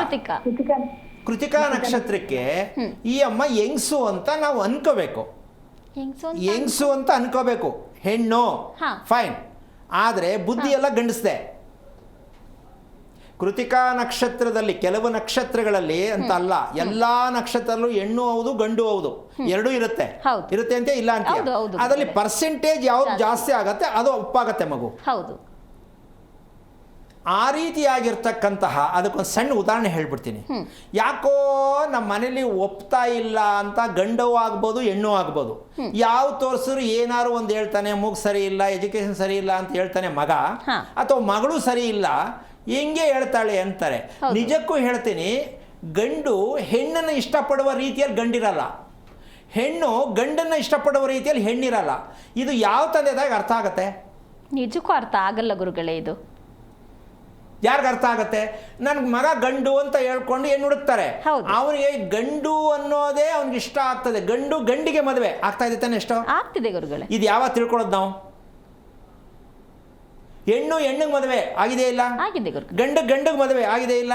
ಆಗಿದೆ. ಮತ್ತೆ ಯಾಕೆ ಜನ ತಿಳ್ಕೊಬಾರ್ದು, ಓ ಅವ್ರು ಮಾತ್ರ ಅಲ್ಲಿ ಉತ್ತರ ಭಾರತದಲ್ಲಿ ಆಯಿತು, ನಮ್ದಲ್ಲಿ ಆಗಲ್ಲ ಅಂತನಾ? ಇದೆಲ್ಲವೂ ಕೂಡ ಪ್ರತಿಯೊಬ್ಬರು ತಿಳ್ಕೊಬೇಕು. ನಿಮ್ಮ ಮಕ್ಕಳು ಮದುವೆಗೆ ಒಪ್ಪುತ್ತಿಲ್ಲ ಅನ್ನುವುದೇ ಆದರೆ ನಿಮ್ಮ ಮಕ್ಕಳ ಮನಸ್ಸಲ್ಲಿ ಯಾವುದಿದೆ ಅಂತ ನಿಮಗೆ ಗೊತ್ತಾ? ನಂಬರ್ 1. ಶಾಸ್ತ್ರ ಹೇಳೋರು ಗೊತ್ತಾ? ನಂಬರ್ 2. ಮದುವೆ ಮಾಡಿಸೋಂಥವ್ರಿಗೆ ಯಾರಿಗೇ ಆಗಲಿ ಈ ಥರ ನಿಮ್ಮ ಮಗ ನಿಮ್ಮ ಮಗಳಿದ್ದಾರೆ ಅಂತ ತಿಳ್ಕೊಳಕ್ಕಾಗತ್ತಾ? ಅಂದ ಮೇಲೆ ಇವ್ರನ್ನ ಮದುವೆ ಮಾಡಿ ಎಷ್ಟು ಮಟ್ಟಿಗೆ ಚೆನ್ನಾಗಿಡಕ್ಕೆ ಪ್ರಯತ್ನ ಮಾಡ್ತೀರಾ ನೀವು? ಮದುವೆ ಮಾಡ್ಕೊಂಡು ಹೊಂದಾಣಿಕೆ ಆಗೋದೇ ಇಲ್ಲ. ಅದಕ್ಕೊಂದು ಇನ್ನೊಂದು ಉದಾಹರಣೆ ಹೇಳಿದ್ರೆ, ಗುರುಗಳೇ ಫ್ರೆಂಡ್ಸ್ ಹತ್ರ ಚೆನ್ನಾಗಿರುವಂಗೆ ನನ್ನ ಹತ್ರ ಚೆನ್ನಾಗಿರಲ್ಲ ಅಂತ ಕಂಪ್ಲೇಂಟ್ ಹೇಳ್ತಾರೆ ಅಷ್ಟು. ಹೌದು, ಖಂಡಿತ ಗುರುಗಳೇ, ಅದು ಹೌದು. ಹಾಂ, ಫ್ರೆಂಡ್ ಜೊತೆ ಚೆನ್ನಾಗಿರ್ತಾರೆ, ನನ್ನ ಜೊತೆ ಯಾಕೆ ಚೆನ್ನಾಗಿಲ್ಲ ಅಂದರೆ ನೀನು ಹೊಂದಾಣಿಕೆ ಆಗಲ್ಲ ಅಂತ ನೀನು ಅನ್ಕೊಂಡಿದ್ಯಾ ಅಷ್ಟೇ. ಅಲ್ಲ, ಇಷ್ಟ ಇಲ್ಲ, ಅವ್ರಿಗೆ ಏನು ಬೇಕು ಅದು ಇಷ್ಟಪಡ್ತಾರೆ, ನೀನು ನೋಡೋ ಅವ್ರಿಗೆ ಇಷ್ಟ ಆಗಲ್ಲ ಅಂತ ಹೆಂಗೆ ಹೇಳ್ಕೊಳಕ್ಕಾಗತ್ತೆ? ಹೇಳ್ಕೊಳಕ್ಕಾಗಲ್ಲ. ಇದನ್ನು ಕಂಡುಹಿಡಿಯೋರು ಯಾರು? ಇದನ್ನು ಹೇಳೋರು ಯಾರು? ಇದು ನಾವು ಮೊದಲು ತಿಳ್ಕೊಬೇಕಾದಂಥ ವಿಚಾರ. ಅಮ್ಮ ಬೇಜಾರಾಯ್ತಾ? ಅರ್ಥ ಆಯ್ತಾ ನಿನಗೆ? ಅಲ್ಲ, ಅರ್ಥ ಆಯ್ತು. ನಮ್ ಬಲನೇ ಕಲ್ತಿಲ್ಲ ಅಂತಾರ, ಕರೆನಾ ರೀ? ಏನಮ್ಮ? ಬಲನೇ. ನನ್ನ ಹೆಸರು ಸಾವಿತ್ರಿ, ಅವ್ರ ಹೆಸರು ಆನಂದ್ ಕುಮಾರ. ಅಮ್ಮ ಅದೆಲ್ಲ ನಾನು ಶಾಸ್ತ್ರ ಹೇಳಲ್ಲ ತಾಯಿ. ನಿನ್ನ ಕೃತಿಕಾ ನಕ್ಷತ್ರದ ಬಗ್ಗೆ ಹೇಳಿದ ಅರ್ಥ ಆಯ್ತಾ ನಿಂಗೆ? ಅದೇ ಈಗ ನಿನಗೆ ಒಂದು ನಿಮಿಷ ಕೇಳಿಸ್ಕೊ. ಬರೀ ಕಿರಿಕಾಗೋದು, ಬೇಜಾರಾಗೋದು, ಕೋಪ ಬರೋದು, ಆವೇಶ ಬರೋದು, ನಿನ್ನ ಮಾತು ಯಾರು ಕೇಳದೆ ಇರೋದು, ಇದು ತಾನೇ ನಿನ್ಗೆ ಸಮಸ್ಯೆ ಇರೋದು. ಹೌದೌದು. ನೀನು ಬೇರೆದೆಲ್ಲ ಹೇಳ್ತೀಯಲ್ಲ, ಆನಂದ್ ಕುಮಾರ್ ತಗೊಂಡು ನಾನೇನು ಮಾಡಲಿ? ನೀನು ಹುಡುಗ, ಅವಳು ಹುಡುಗ, ಈ ಮಾತು ಯಾರು ಹೇಳಿದ್ರು ಆಶ್ಚರ್ಯ ಪಡ್ತಾರೆ. ಇದೇನಿದು ಹುಡುಗ ಅಂತಾರಲ್ಲ, ನಾನು ಹೆಣ್ಣಲ್ವಾ ಅಂತ ನೀನು ಅನ್ಕೋಬೋದು. ನಿನ್ನಲ್ಲಿ ಯಾವ ಗಂಡಸು ನಿನ್ನ ಮುಂದೆ ನಿಂತರೆ ಅವನಿಗೇನು ಅನಿಸುತ್ತೆ ಅಂದರೆ ಬರೀ ಕಿರಿಕ್ ಮಾಡೋಕ್ಕೆ ಮನಸ್ಸಾಗತ್ತೆ ಹೊತ್ತು ಪ್ರೀತಿ ತೋರ್ಸೋಕ್ಕೆ ಬರಲ್ಲ. ಈ ಸತ್ಯವನ್ನು ತಿಳ್ಕೊಳ್ಳೋಕ್ಕೆ ಈಗಲ್ಲ ಪ್ರಯೋಜನ ಮಾಡೋದಲ್ಲ, ಆದರೂ ಪ್ರಯತ್ನ ಮಾಡು, ತಿಳ್ಕೊಳ್ಳೋಕೆ ಪ್ರಯತ್ನ ಮಾಡಮ್ಮ. ನಿಮಗೆ ಪಾಪ ನಿಮ್ಮ ಅಲ್ಲಿದ್ದೀರಾ, ಅದಷ್ಟು ಸುಲಭ ಅಲ್ಲ. ಪ್ರಯತ್ನ ಮಾಡಿ, ಒಳ್ಳೆಯದಾಗಲಿ. ಕರೆ ಮಾಡಿದ್ದಕ್ಕಾಗಿ ಧನ್ಯವಾದಗಳು ಅಮ್ಮ. ಗುರುಗಳೇ, ಮತ್ತೊಬ್ರು ಕಾಲರ್ ಇದ್ದಾರೆ. ಹಲೋ. ಹಲೋ, ನಾವು ಕೊಮರಳ್ಳಿಯಿಂದ ಮಾತಾಡ್ತಾ ಇರೋದು. ಓಕೆ ಸುಮಿತ್ರಾ ಅವರೇ, ಯಾರ ಬಗ್ಗೆ ತಿಳ್ಕೊಬೇಕಿತ್ತು? ನಮ್ಮ ಮಗನ ಬಗ್ಗೆ ತಿಳ್ಕೊಬೇಕಾಗಿತ್ರಿ. ಅವ್ರದ್ದು ನಕ್ಷತ್ರ ತಿಳಿಸಿ. ಸಿಂಹ ರಾಶಿ, ಮಖ ನಕ್ಷತ್ರ. ಗುರುಗಳಿದ್ದಾರೆ, ಮಾತಾಡಿ. ಹಲೋ, ಹರಿಓಂ ಗುರುಗಳೇ. ಯಾವ ಊರಮ್ಮ? ನಾವು ಅರಕಮಳ್ಳಿ ರೀ. ಓಕೆ. ಮಗನಾ? ಹ್ಞೂನ್ರಿ ಗುರುಜಿ, ಮಗ. ನಾವು ಈಗ ಒಂದು 2 ತಿಂಗಳ ಗುರುಜಿ ನಾನು ನೀವು ಪ್ರೋಗ್ರಾಮ್ ನೋಡಕತ್ತಿ. ಹಾಂ, ನಾವು ಮನೆ ಕಟ್ಟಿದ್ದೇವೆ ಗುರುಜಿ. ನಿಮ್ಮ ಪ್ರೋಗ್ರಾಮ್ ನೋಡ್ದಾಗಿಂದ ನಾವು ಮನೆ ಸರಿಯಾಗಿ ಕಟ್ಟಿಲ್ಲ ಅಂತ ನಮ್ಮ ಮನೆಯವ್ರಿಗೆ ಹೇಳಿ ಇವಾಗ ಮಾರಕ್ಕೆ ಹಚ್ಚಿದ್ದೀವಿ ಗುರುಜಿ ನಾವು. ಅಯ್ಯೋಯ್ಯೋ, ಯಾಕೆ ಈ ತೀರ್ಮಾನ ತಗೊಂಡ್ರಿ? ಗುರುಜಿ ನೀವು ಹೇಳಿದ್ದು ಯಾವ ಕಡೆನೂ ಕರೆಕ್ಟಾಗಿ ಇಲ್ಲ ಗುರುಜಿ ನಮ್ಮ ಮನೆ. ಸರಿ, ಕಟ್ಟಕ್ಕೆ ಮುಂಚೆ ಬುದ್ಧಿ ಇರಲಿಲ್ವಾ ನಿಮಗೆ? ಗುರುಜಿ ನಾವು ನಿಮ್ಮ ಪ್ರೋಗ್ರಾಮ್ ನೋಡ್ಲಿಲ್ಲ ಗುರುಜಿ, ನನಗೆ ಗೊತ್ತೇನಾಗಿಲ್ಲ. ಎಲ್ಲ ಬೇಲ್ದಾರ್ ಹೇಳ್ಯಾರ, ಅವ್ರು ಕಟ್ಬಿಟ್ಟಾರೆ ಗುರುಜಿ. ಮಗನ ವಯಸ್ಸು ಎಷ್ಟು? ವಯಸ್ಸು 35 ಗುರುಜಿ. ಓಕೆ. ಈಗ ಇದನ್ನ ಮಾರ್ಬಿಟ್ಟು ಇನ್ನೊಂದು ಕಟ್ಟೋಣ ಅಂತನಾ? ಅದೇ ಗುರುಜಿ, ಈಗ ಇವಾಗ ಮಾರ್ಬೇಕಂತ ಡಿಸೈಡ್ ಮಾಡಿದ್ದೀನಿ ಗುರುಜಿ. ಅಮ್ಮ ಒಂದು ನಿಮಿಷ ತಿಳ್ಕೊ. ಮಾರೋದು ಅಷ್ಟು ಸುಲಭ ಅಲ್ಲ. ನೀವು ಹೇಳಿದ ರೇಟ್ಗೆ ಹೋಗೋದು ಇಲ್ಲ, ನೀವು ಇನ್ನೊಂದು ಮನೆ ಕಟ್ಟಕ್ಕೆ ಆಗೋದು ಇಲ್ಲ. ಮೊದಲು ನಿಮ್ಮ ಮಗನ ಬಗ್ಗೆ ನೀವು ತಿಳ್ಕೊಳ್ಳದೆ ಮನೆ ಯಾಕೆ ಕಟ್ಟಕ್ಕೆ ಹೋದ್ರಿ? ಮನೆ ಹಿಂಗಿರಬೇಕು ಹಂಗಿರಬೇಕು ಎರಡನೇ ವಿಷಯ. ಮನೆಯಲ್ಲಿರ್ತಕ್ಕಂಥ ಮಕ್ಕಳಿಗೆ ಮನೆ ಯೋಗ ಇದೆಯಾ ಅಂತ ತಿಳ್ಕೊಂಡು ಕೈ ಹಾಕಬೇಕು. ಈ ವಿಷಯನೇ ಗೊತ್ತಿಲ್ಲ ಅಂದರೆ ಮನೆ ಸರಿ ಇಲ್ಲ ಅನ್ನೋ ಪ್ರಶ್ನೆ ಆಮೇಲೆ. ನಿಮ್ಮ ಮಗ ಸ್ವಂತ ಮನೆಯಲ್ಲಿ ವಾಸ ಮಾಡುವ ಯೋಗ ಇಲ್ಲದ ನಕ್ಷತ್ರನೇ ಮಖ ನಕ್ಷತ್ರ. ನೀವು ಮನೆ ಹೆಂಗೆ ಕಟ್ತೀರಾ? ಈಗ ಮನೆ ಇನ್ನೊಂದು ಕಡೆ ಹೋಗ್ಬಿಟ್ಟು ಹೆಂಗಾಗ್ತೀರಾ? ಇದು ಮಾರಕ್ಕೂ ಆಗಲ್ಲ, ನೀವು ಹೊರಗೆ ಬರೋಕ್ಕೂ ಆಗಲ್ಲ, ಅಥವಾ ಒಳಗಡೆ ಇರೋಕ್ಕೂ ಆಗಲ್ಲ. ಹೇಗೆ ಫೇಸ್ ಮಾಡ್ತೀರಾ? ಯಾವಾಗಲೂ ತಿಳ್ಕೊಳ್ಳಿ, ಟಿ ವಿನಲ್ಲಿ ಹೇಳ್ತಕ್ಕಂಥ ವಿಚಾರಗಳನ್ನು, ಸಿಂಪಲ್ ಆಗಿರೋ ವಿಷಯಗಳನ್ನು ಹೇಳ್ತಿದ್ದನ್ನು ನೀವು ಅದನ್ನು ಮೇಜರಾಗಿ ತೊಗೊಂಡು ಏನೇನೋ ತೀರ್ಮಾನಗಳು ತೊಗೋಬೇಡಿ. ಅದನ್ನು ಸರಿ ತಪ್ಪು ಅಂತ ಮೊದಲು ಡಿಸೈಡ್ ಮಾಡಿ. ನಾವು ಹೇಳ್ತೀವಿ. ಒಂದು ನಿಮಿಷ ಕೇಳಿಸ್ಕೊಮ್ಮ. ನಾವು ಹೇಳ್ತಕ್ಕಂಥದ್ದು ಪ್ರಾಕ್ಟಿಕಲ್ ಆಗಿರ್ತಕ್ಕಂಥ, ಪ್ರಾಪಂಚಿಕವಾಗಿರ್ತಕ್ಕಂಥ ವಿಚಾರವನ್ನು ಹೇಳ್ತೀವಿ. ಇವತ್ತು ಒಬ್ರಿಗೋಸ್ಕರವಾಗಿ ಹೇಳ್ತಕ್ಕಂಥ ವಿಚಾರ ಅಲ್ಲ. ಅದನ್ನು ನೀವೇನು ಮಾಡಬೇಕು ಅಂದರೆ ಇದು ಸರಿನಾ ತಪ್ಪ ಅಂತ ಪ್ಲ್ಯಾನ್ ಹೇಗಿರುತ್ತೆ, ಅಳತೆ ಏದಿರುತ್ತೆ, ರಸ್ತೆ ಯಾವುದಿರುತ್ತೆ, ಇದನ್ನು ತಿಳ್ಕೊಳ್ಳೋಕೆ ಪ್ರಯತ್ನ ಮಾಡಿ. ಆಮೇಲೆ ಮಾರಬೇಕಾ ಬೇಡವಾ ಡಿಸೈಡ್ ಮಾಡಿ. ಎದುರ್ಕೊಂಡು ಮನೆ ಮಾರಕ್ಕೆ ಹೋಗ್ಬೇಡಿ ತಾಯಿ, ಆ ಕೆಲಸ ಮಾಡೋಕ್ಕೆ ಹೋಗ್ಬೇಡ ಅಮ್ಮ. ತುಂಬ ಕಷ್ಟ ಇದೆ ನೀವು ಮಾರೋದು. ಅದಕ್ಕೋಸ್ಕರ ಏನು ಮಾಡಿದರೆ ಆ ಮನೆ ಕರೆಕ್ಟಾಗಿ ಇದೆಯಾ ಇಲ್ವಾ ಅಂತ ಫಸ್ಟ್ ಡಿಸೈಡ್ ಮಾಡಿ, ತಿಳ್ಕೊಳ್ಳಿ. ಬೇಕಾದ್ರೆ ಹೇಳ್ಕೊಡ್ತೀನಿ, ಆಮೇಲೆ ತೀರ್ಮಾನ ಮಾಡಿ. ಒಳ್ಳೆಯದಾಗಲಿ. ಕರೆ ಮಾಡಿದ್ದಕ್ಕಾಗಿ ಧನ್ಯವಾದಗಳು ಅಮ್ಮ. ಗುರುಗಳೇ, ಇನ್ನು ಕೆಂಪು ಮಣ್ಣು ಮತ್ತು ಕೆಂಪು ರಕ್ತ ದೇಹದಲ್ಲಿ ಹರಿಯುವಂಥ ವಿಚಾರದ ಬಗ್ಗೆ, ಅದು ವಿಚಾರ ಅಲ್ಲೇ ನಿಂತಿತ್ತು ಗುರುಗಳೇ. ಈಗ ನಮ್ಗೆ ಅದು ಅರ್ಥ ಆಗಿದೆಯಾ ಅಂತ? ಈಗ ಮಣ್ಣು ಎಷ್ಟು ಒಂದೇ ಜಾಗದಲ್ಲಿ ಎಷ್ಟು ಕಡೆ ಮಣ್ಣಾಗೋದ್ರೂ ಒಂದೇ ಥರ ಇಲ್ಲ ಗುರುಗಳೇ ಇರಲ್ಲ. ಅಂದ ಮೇಲೆ ಈಗ ನಮ್ಮ ರಕ್ತ ಮಣ್ಣಿಗೆ ಹೊಂದಾಣಿಕೆ ಆಗಬೇಕಾ ಬೇಡವಾ? ಆಗ್ಬೇಕು ಗುರುಗಳೇ. ಹಾಗಿರಬೇಕಾದ್ರೆ ಜಾಗದಲ್ಲಿರ್ತಕ್ಕಂಥ ಮಣ್ಣು ಹಲವಾರು ಬಣ್ಣ ಇರಬೇಕಾದ್ರೆ ನಮ್ಮ ದೇಹದಲ್ಲಿರುವಂಥ ರಕ್ತ ಬದಲಾವಣೆ ಆಗತ್ತಾ? ಇಲ್ಲ ಗುರುಗಳೇ. ಹಾಗಿದ್ದ ಮೇಲೆ ನಾವು ಬದುಕೋದು ಹೇಗೆ ಇದನ್ನು ತಿಳ್ಕೋಬೇಕು. ಹಾಗಂತ ತಲೆ ಬಿಸಿ ಮಾಡ್ಕೋಬೇಡಿ. ಈಗ ತಾನೇ ಹೇಳಿದ್ರಲ್ಲ ಯಮ್ಮ, ಈಗ ನಾವು ಹೇಳ್ದಂಗಿಲ್ಲ ಅದಕ್ಕೆ ಮಾರಕ್ಕಿಟ್ಟಿದ್ದೀನಿ ಅಂತ ಈ ಥರ ಎಲ್ಲ ತಪ್ಪಾಗಿ ತಿಳ್ಕೊಬೇಡಿ. ದಯವಿಟ್ಟು ದುಡುಕಬೇಡಿ, ವಿಷಯಗಳನ್ನ ತಿಳ್ಕೊಳ್ಳಿ, ಸರಿ ತಪ್ಪು ಅಂತ ತಿಳ್ಕೊಳ್ಳಿ, ತಾಳ್ಮೆಯಿಂದ ತೀರ್ಮಾನ ತಗೊಳ್ಳಿ. ಯಾವುದೇ ವಿಷಯ ಆಗಿರಲಿ, ಆರೋಗ್ಯದ ವಿಷಯ ಆಗ್ಬೋದು, ಮದುವೆ ವಿಷಯ ಆಗ್ಬೋದು. ಏನಕ್ಕೆ ವಿಚಾರ ಹೇಳ್ತಾ ಇದ್ದೀನಿ ಅಂದರೆ, ಹೆದರಿಸ್ಬೇಕು ಅಂತನೂ ಅಲ್ಲ, ನೀವು ಹೆದರ್ಕೋಬೇಕು ಅಂತನೂ ಅಲ್ಲ, ಇದು ತಪ್ಪು ಆಗೋಗಿದೆ ಅಂತನೂ ಅಲ್ಲ, ಇದು ಸರಿ ಅಂತನೂ ಅಲ್ಲ. ಮತ್ತು ಯಾವುದಾಗಾದರೆ ಅಂದರೆ ಅದನ್ನೇ ನಮ್ಮ ಕಾರ್ಯಕ್ರಮದಲ್ಲಿ ಪದೇ ಪದೇ ಹೇಳ್ತೀನಿ, ಸರಿ ತಪ್ಪು, ಕಷ್ಟ ಸುಖ ಇದೆಲ್ಲ ಯಾವತ್ತೂ ಅನ್ಕೋಬೇಡಿ. ನಾವು ಮಾಡಬೇಕಾಗಿರುವಂಥ ಕರ್ತವ್ಯ ಯಾವುದು, ತಿಳಿಬೇಕಾದಂಥ ಕರ್ತವ್ಯ ಯಾವುದು ಅಂತ ತಿಳ್ಕೊಳ್ಳುವಂಥದ್ದೇ ಇರುವಂಥ ಸತ್ಯನೇ ಹೊರ್ತು ಇದಕ್ಕೆ ಪ್ರತಿದಿನದ ದಿನಚರಿ ಹೇಗಿರಬೇಕು ಅಂತ ಪ್ರಶ್ನೆ ಕಣಮ್ಮ. ಪ್ರತಿದಿನದ ದಿನಚರಿ ಹೇಗಿರಬೇಕು ಪ್ರಶ್ನೆ ಹಾಕಿದ್ರೆ ಉತ್ತರ ಏನು ಹೇಳ್ತೀಯಮ್ಮ ನಿನ್ನ ಪ್ರಕಾರ? ಜನರಲ್ ಆಗಿ ದಿನಚರಿ ಮನುಷ್ಯಂದು ಹೇಗಿರಬೇಕು, ಮಗುವಿಂದ ದೊಡ್ಡವರವರೆಗೂ ಪ್ರತಿದಿನದ ದಿನಚರಿ ಹೇಗಿರಬೇಕು ಅಂದ್ರೆ ಏನು ಹೇಳ್ಬೋದು? ಪ್ರಜ್ಞಾಪೂರ್ವಕವಾಗಿ, ಅಂದರೆ ಸಮಯಕ್ಕೆ ಅನುಗುಣವಾಗಿರಬೇಕು ಅಂತ. ಅಯ್ಯೋ ಭಗವಂತ, ಆ ಥರ ಯಾವ ಕಾಲ ಬರ್ತೋ ನಮ್ಮ ದೇಶಕ್ಕೆ? ಸಮಯಕ್ಕನುಸಾರವಾಗಿ ಬೆಡ್ಡಿಂದ ಹೇಳೋದು ಯಾವ ಕಾಲಕ್ಕೆ ಬರ್ತೋ ಗೊತ್ತಿಲ್ಲ.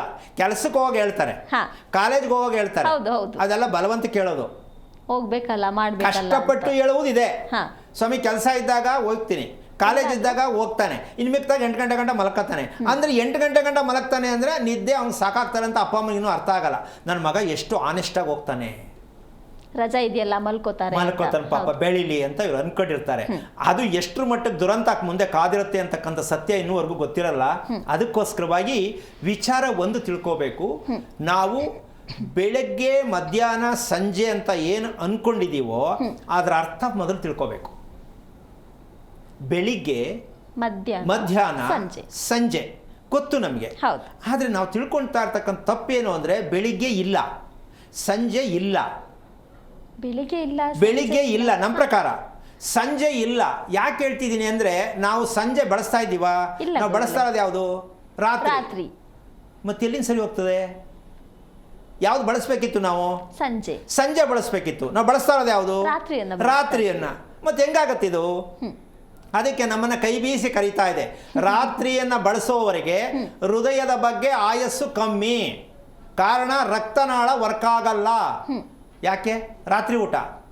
ಇದು ಚಿಕ್ಕ ಮಕ್ಕಳಿಗೆಲ್ಲ ಯಾಕಾಗ್ತದೆ ಸ್ವಾಮಿ ಅಂತ ಪ್ರಶ್ನೆಗಳಾಕಿ ಅದು ಕೂತ್ಕೊಂಡು ದೊಡ್ಡ ಭಾಷಣಗಳು ಬಿಗಿತಾರೆ. ಅದು ಹಂಗಾಗತ್ತೆ, ಇದು ಹಿಂಗಾಗತ್ತೆ. ನನಗೆ ನಗು ಬರುತ್ತೆ, ಏನ್ರಿ ಇಷ್ಟು ಸರಳವಾದ ವಿಚಾರ ತಿಳ್ಕೊಳ್ದೇನೆ ಏನೇನೋ ಗಬ್ಬೆಡಿಸಿ ಮಾತಾಡ್ತೀವಲ್ಲ ನಾವು ಅಂತ. ಮಕ್ಕಳಿಗೆ ಹಾರ್ಟ್ ಅಟ್ಯಾಕ್ ಏನಕ್ಕೆ ಆಗ್ತಾ ಇದೆ? ಉತ್ತರ ಯಾರು ಕೊಳ್ಳಿ, ಚಾಲೆಂಜ್ ಮಾಡಿ ಕೇಳ್ತೀನಿ ನಾನು. ಸಣ್ಣ ವಯಸ್ಸಲ್ಲಿ ಹಾರ್ಟ್ ಅಟ್ಯಾಕ್ ಏನಕ್ಕಾಗತ್ತೆ? ಯಾರೇ ಆಗಿರಲಿ, ಚಾಲೆಂಜ್ ಮಾಡಿ ವಿಷಯ ಹೇಳಿ ಮತ್ತೆ ನೋಡೋಣ ಯಾಕಾಗತ್ತೆ ಅಂತ. ಇಷ್ಟೊಂದೆಲ್ಲ ಗಲಾಟೆ ಮಾಡಿ ಕೂತ್ಕೋತೀವಲ್ಲ ನಾವು, ಅದಕ್ಕೆ ಹಂಗಾಗತ್ತೆ, ಇದಕ್ಕೆ ಹಿಂಗಾಗತ್ತೆ. ಅದೆಲ್ಲ ಸತ್ಯ. ನಿಜವಾದ ಸತ್ಯ ಯಾವುದು ಅಂತ ಕೇಳಿದ್ರೆ ನಾನು ರೆಡಿ ಇದ್ದೀನಿ ತೋರ್ಸೋಕ್ಕೆ, ಹೇಳೋಕ್ಕೆ, ಸಾಬೀತು ಮಾಡೋಕ್ಕೆ. ಆದರೆ ಈ ಸತ್ಯ ತಿಳ್ಕೊಳ್ಳೋಕ್ಕೆ ನೀವು ರೆಡಿ ಇರಬೇಕು, ಯಾರೇ ಆಗಿರಲಿ ಅವರು. ಈ ಸತ್ಯವಾದ ವಿಚಾರಗಳನ್ನು ಹೇಳ್ತಕ್ಕಂಥದ್ದು ಗುಂಡಿಗೆ ಯಾರಿಗಿದೆ ಅನ್ನೋದೇ ನನ್ನೊಂದು ಪ್ರಶ್ನೆ. ಕಾರಣ ಏನೋ ತಿಳ್ಕೊಂಡು, ಏನೋ ಓದ್ಕೊಂಡು, ಪಂಚಾಂಗ, ಶಾಸ್ತ್ರ, ದೇವರು ಅಂತ ಅವ್ರ ಮೇಲೆ ಹಾಕ್ಬಿಟ್ಟು ನಾವು ಸೋಮಾರಿಗಳ ಕಾಲ ಕಳೀತಕ್ಕಂಥ ಕೆಟ್ಟ ಅಭ್ಯಾಸ ಹೋಗಬೇಕು. ಇದು ಎಲ್ಲಿವರೆಗೂ ಹೋಗಲ್ವೋ ಅಲ್ಲಿವರೆಗೂ ನಾವು ಜೀವನದಲ್ಲಿ ನೆಮ್ಮದಿಯಾಗಿ ಬದುಕೋಕ್ಕಾಗಲ್ಲ. ಅದಕ್ಕೋಸ್ಕರವಾಗಿ ಈ ವಿಚಾರಗಳನ್ನು ಹಂತ ಹಂತವಾಗಿ ತಿಳ್ಕೊಳ್ಳೋಕೆ ಪ್ರಯತ್ನ ಮಾಡಿ ಅಂತ ಹೇಳ್ತಾ ಕಾರ್ಯಕ್ರಮ ಮುಗಿಸ್ತಾ ಇದ್ದೀನಿ. ಜೈ ಶ್ರೀರಾಮ್. ಗುರುಗಳೇ, ಕಾರ್ಯಕ್ರಮಕ್ಕೆ ಬಂದಿದ್ದಕ್ಕಾಗಿ ಧನ್ಯವಾದಗಳು. ನೋಡಿದ್ರಲ್ಲ ವೀಕ್ಷಕರೇ, ಇದಾಗಿತ್ತು ಇವತ್ತಿನ ಆರೋಗ್ಯ ರಹಸ್ಯ ನೇರಪ್ರಸಾರ ಕಾರ್ಯಕ್ರಮ. ನಾಳಿನ ಸಂಚಿಕೆಯೊಂದಿಗೆ ಮತ್ತೆ ಭೇಟಿ ಆಗ್ತೀನಿ ಅಂತ ಹೇಳ್ತಾ ಕಾರ್ಯಕ್ರಮ ಮುಗಿಸ್ತಾ ಇದ್ದೀನಿ. ನಮಸ್ಕಾರ. ಹೆಚ್ಚಿನ ಮಾಹಿತಿಗಾಗಿ ಸಂಪರ್ಕಿಸಿ ಶ್ರೀಮಾನ್ ಶ್ರೀ ಪುರುಷೋತ್ತಮ್ ದೇಶಿಕ್ ಗುರೂಜಿ, ಶ್ರೀ ಧರ್ಮ ಮಾರ್ಗ ಕಚೇರಿ, ಸಂಖ್ಯೆ 532, ಮಲಥಳಿ ಮುಖ್ಯ ರಸ್ತೆ, ಬೆಂಗಳೂರು 560056. ಸಂಪರ್ಕಿಸಿ 9108258834, 8618915231, 901949493967.